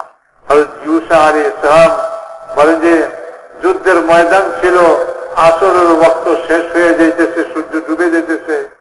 দুশ্মনের মোকাবেলা করলে আসরের নামাজ কাজা হয়ে যায়, আর আসরের নামাজ পড়লে দুশ্মনের হামলা হয়ে যায়। তো উনি দোয়া করলেন যে আল্লাহ এই সূর্যকে রুখে দেন, সূর্য যেন না ডুবে। তো আল্লাহ তাআলা সূর্যকে থামাইয়ে দিলেন, সূর্য ওখানেই থেমে গেল। হুজুর আকরাম সাল্লাল্লাহু আলাইহি ওয়াসাল্লাম জামানায় রাসূলুল্লাহ সাল্লাল্লাহু আলাইহি ওয়াসাল্লাম তিনবার এরকম সূর্যকে, যে সূর্য চলতেছে সূর্যকে ফেরত করছেন, ফেরত উঠাইছেন রাসূলুল্লাহ সাল্লাল্লাহু আলাইহি ওয়াসাল্লামের দোয়াতে। তো মেরে মহতারাম দোস্ত বুজুর্গ, আজ এই কথা তো আমরা বারবার শুনে থাকি, কিন্তু এটা আমাদের আমলে আনতে পারতেছি না। আমরা এই কথা তো ফাজাইলের কিতাবের মধ্যে বারবারই শুনি যে যখন এই উম্মত সৎ কাজের আদেশ করা, অসৎ কাজের নিষেধ করা ছেড়ে দিবে তো ওহির বরকত থেকে বঞ্চিত হয়ে যাবে, দোয়া কবুল হওয়া বন্ধ হয়ে যাবে। যখন তাদের নেক লোকেরা দোয়া করবে ওই দোয়া পর্যন্ত তাদের জন্য কবুল হবে না। যখন এই সৎ কাজের আদেশ আর অসৎ কাজের নিষেধ আর এই দাওয়াতওয়ালা কাম এই উম্মত ছেড়ে দিবে। এই জন্য মেরে মহতারাম দোস্ত বুজুর্গ, এই দাওয়াতওয়ালা কাম যখন সাহাবাদের তরিকায় হবে আর এটার সঙ্গে সঙ্গে ইবাদতও সাহাবাদের তরিকায় হবে তো গায়বী মদদ আর নুসরতের দরজা খুলবে। মেরে মহতারাম দোস্ত বুজুর্গ বলেন যে ভাই, যতক্ষণ পর্যন্ত এই উম্মত দাওয়াত না দিবে তো এই দাওয়াতের মেহনত যতক্ষণ না করবে সে তার দ্বীনের উপরে ইস্তেকামত হাসিল করতে পারে না। আর বাতিলের আক্রমণ অথবা বাতিলের গ্রাস থেকে সে কখনোই ছুটতে পারবে, বাতিল তাকে গ্রাস করে নেবে। যদি উম্মত নিজে এই দাওয়াতওয়ালা মেহনত না করে তো সে তার দ্বীনের উপরেই ইস্তেকামত থাকতে পারবে না, অর্থাৎ দ্বীনের উপরেই সে অটল থাকতে পারবে না।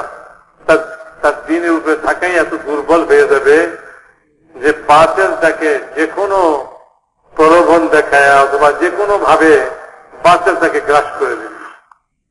বাতিলের গ্রাস থেকে বাঁচার এই উম্মতের আর কোনো রাস্তা নাই যে উম্মত খুব দায়ী হয়ে যায়। যখন সে দ্বীনের দায়ী হয়ে যাবে তখন সে নিজে তার দ্বীনের দায়ী হবে, তাকে কেউ দাওয়াত দিবে না। আর যখন সে দাওয়াত দিবে না তো তাকে সবাই মিলে দাওয়াত দিবে, সবাই মিলে তাকে আহ্বান জানাবে, সবাই মিলে তাকে ডাকবে। এই জন্য দাওয়াতওয়ালা মেহনত তো এত উঁচা মেহনত মেরে মহতারাম দোস্ত বুজুর্গ যে আমাদের দ্বীনের উপরে টিকে থাকার জন্য দাওয়াতের মেহনত করতে হবে। এই উম্মত যতক্ষণ এই দাওয়াতওয়ালা মেহনত করবে ততক্ষণ তারা এই দ্বীনের উপরে তাদের দ্বীনের উপরে টিকে থাকবে। আর যখন তারা এই দাওয়াতের মেহনতকে ছেড়ে দিবে তো বাতিল তাকে গ্রাস করে দিবে, বাতিল তার জিনিস তার মধ্যে চালাবে, বাতিল তাকে তার দিকে তাকে দাওয়াত দিবে।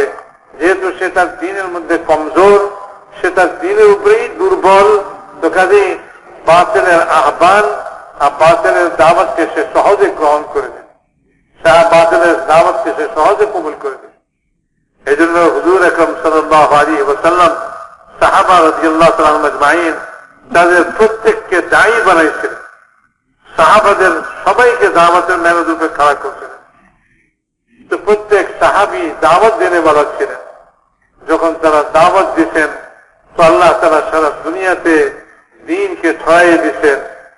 মেরে মহতারাম দোস্তা বুজুর্গ, দাওয়াতের মধ্যে এরকম এক আকর্ষণ আছে যে দিলকে আকর্ষণ করে।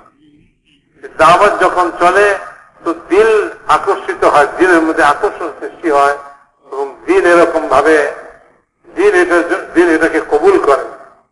মেরে মহতারাম দোস্তা বুজুর্গ, এই জন্য এই দাওয়াতওয়ালা মেহনত এত উঁচা মেহনত কে যখন দাওয়াতওয়ালা মেহনত কোন উম্মত ছেড়ে দিবে, এই উম্মত ছেড়ে দিবে, তো মেরে মহতারাম দোস্তা বুজুর্গ তখন তাদের সোলাহা, তাদের নেক লোকদের, তাদের মধ্যে যারা নেক লোক, তাদের দোয়া পর্যন্ত কবুল হবে না, তাদের দোয়া পর্যন্ত কবুল হবে না।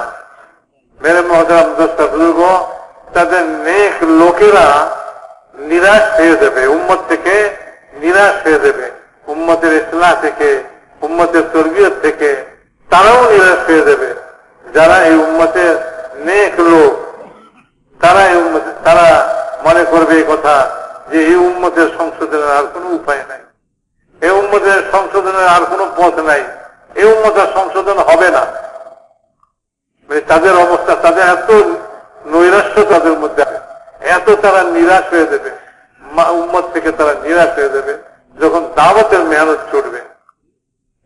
এই ঘটনাটাই আল্লাহ তাআলা কোরআনে পাকের মধ্যে শুনেছেন যে বনি ইসরাইলের ঘটনা কে যখন কিনা একজন লোক আল্লাহ তাআলার হুকুমকে নষ্ট করতেছিল, তা আরেকজন লোক তাদেরকে দাওয়াত দিতেছিল। তো তাদের মধ্যে যারা নেক লোক ছিল তারা ওই কথা বলল যে কেন এই লোকদেরকে তোমরা দাওয়াত দিতেছ, যাদের সম্পর্কে খোদাই ফয়সালা হয়ে গেছে যে খোদা তাদেরকে ধ্বংস করবে, তাদেরকে শেষ করবে আর তাদের ধ্বংস হবে। খোদাই ফয়সালা যেখানে হয়ে গেছে তাদেরকে দাওয়াত দিয়ে কি লাভ? এই কথাটা কখন বলে? এই কথাটা তো একজন মানুষ তখন বলে যখন সে একবারে নিরাশ তার ব্যাপারে, যে একে বলে কোনো লাভ নাই, আরে এর বলে কোনো লাভ নেই, এ কথা শুনবে না আর এর ধ্বংস অনিবার্য। তো যখন এতখানি নিরাশ হয় তখন মানুষ এই কথাটা বলে, মানে এর বলে লাভটা কি? কেন বলতে গেছো তারে কেন বুঝাইতে যাও? আরে এ বুঝ নিবার মতো লোক না, ও তো ধ্বংস হবে, ও ধ্বংস একেবারে ঠিক হয়ে গেছে। তো এরকমই নিরাশ হয়ে গেছে এই লোকটা। তোমার যে উম্মতের নেক লোকেরা উম্মতের সংশোধন থেকে এইভাবে নিরাশ পেয়ে যাবে যখন দাওয়াতের মেহনত ছুটবে, যখন দাওয়াত দেওয়া ছুটবে।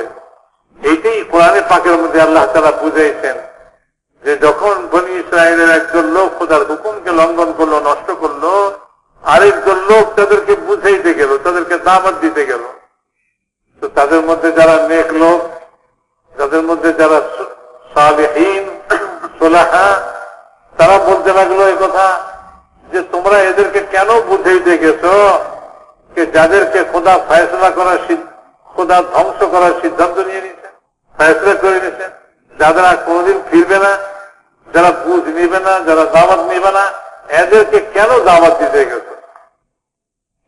তো যারা দাওয়াত দিতে গেছে তারা কি বলল? তারা বলল আমরা তাদেরকে দাওয়াত দিতেছি দুই কারণে, আমরা তাদেরকে দাওয়াত দিতেছি দুই কারণে, যাদের সম্পর্কে আপনারা নিরাশ হয়ে গেছেন যে এদের হেদায়েত আর হবে না, এরা কোনোদিন ফিরবে না, এরা তো ধ্বংস হবে, আর এদের খোদা ধ্বংস করার ফয়সলা করে ফেলবে। وَإِذْ قَالَتْ أُمَّةٌ مِّنْهُمْ لِمَ تَعِظُونَ قَوْمًا اللَّهُ مُهْلِكُهُمْ أَوْ مُعَذِّبُهُمْ عَذَابًا شَدِيدًا قَالُوا مَعْذِرَةً إِلَىٰ رَبِّكُمْ وَلَعَلَّهُمْ يَتَّقُونَ।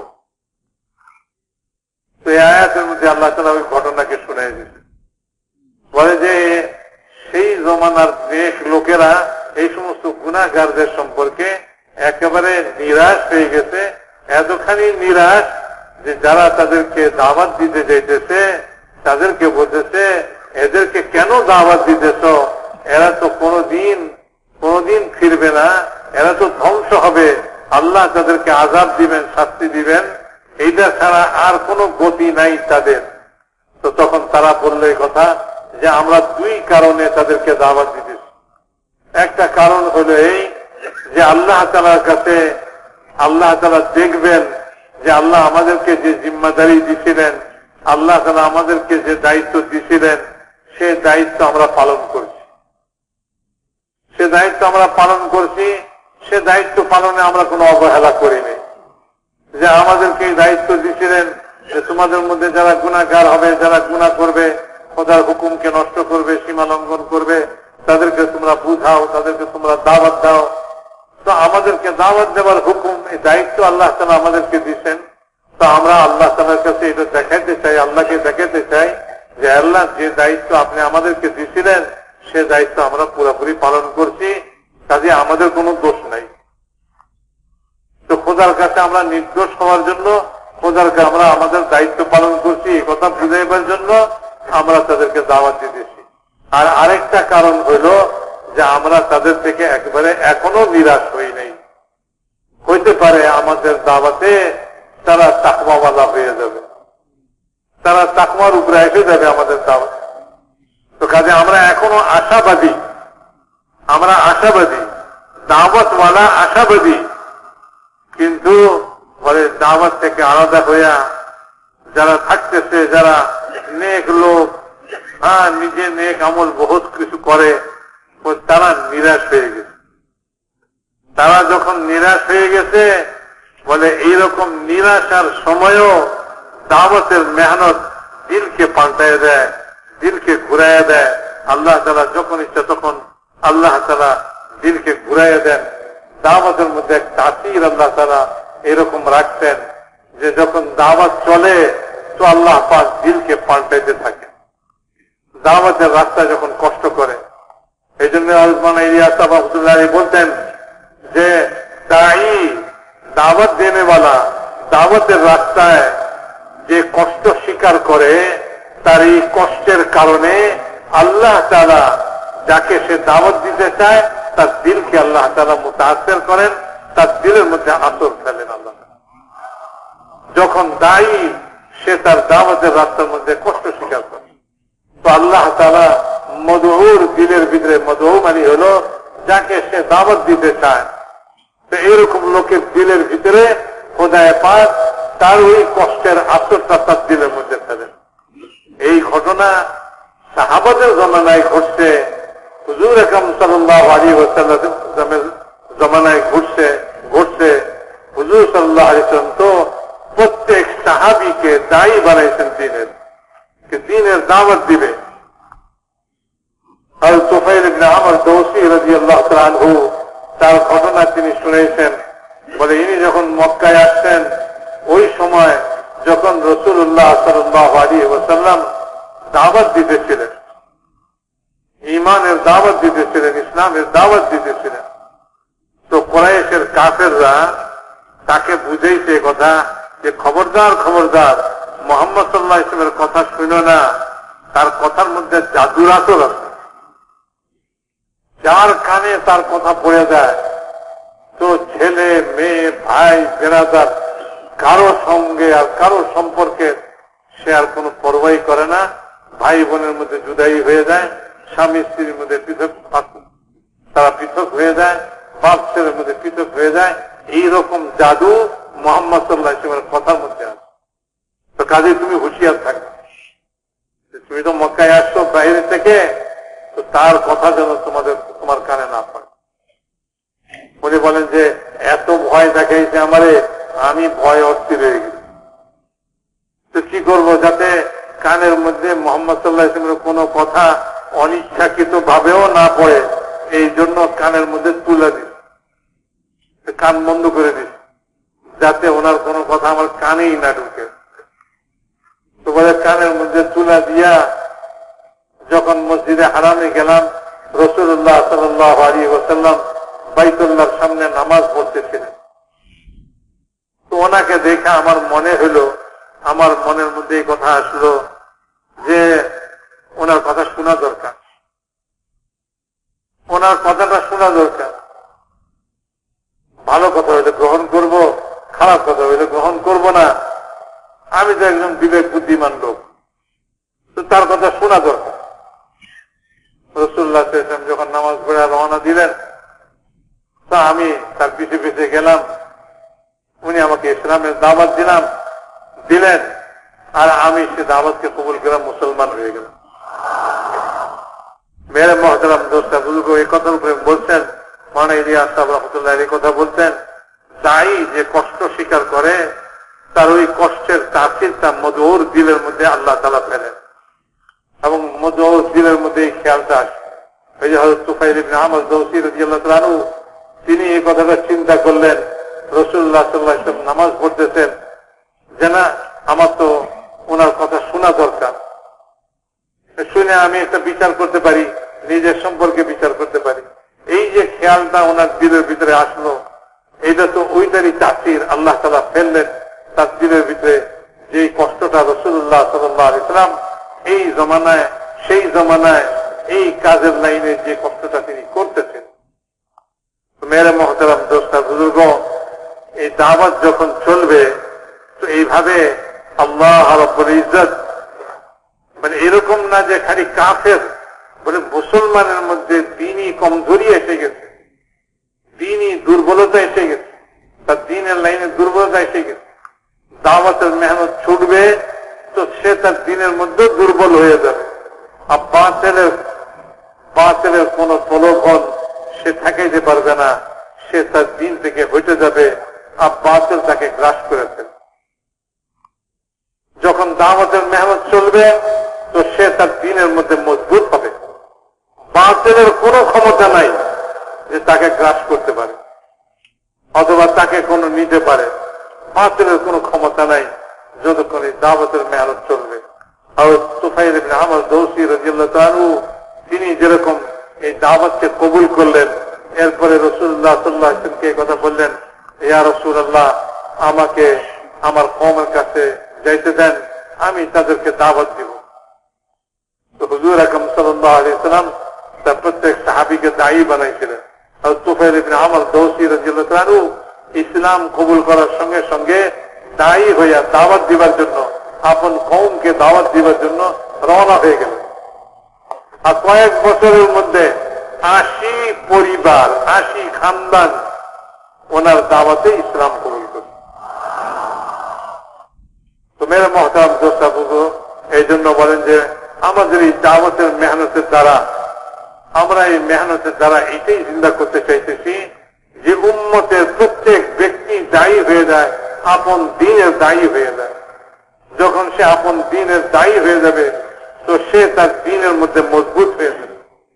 তার দ্বীন থেকে দুশ্মন কখনোই তাকে তোলাইতে পারবে না, দুশ্মনের কোন চক্রান্ত তাকে তার দ্বীন থেকে হটাইতে পারবে না। আর যদি এই উম্মত দায়ী না হয়, মেরে মহতারাম দোস্ত বুজুর্গ, এই উম্মতের নেক লোকেরা পর্যন্ত এই উম্মত থেকে নিরাশ হয়ে যাবে, বলে এদের আর সংশোধনের কোনো পথ নেই।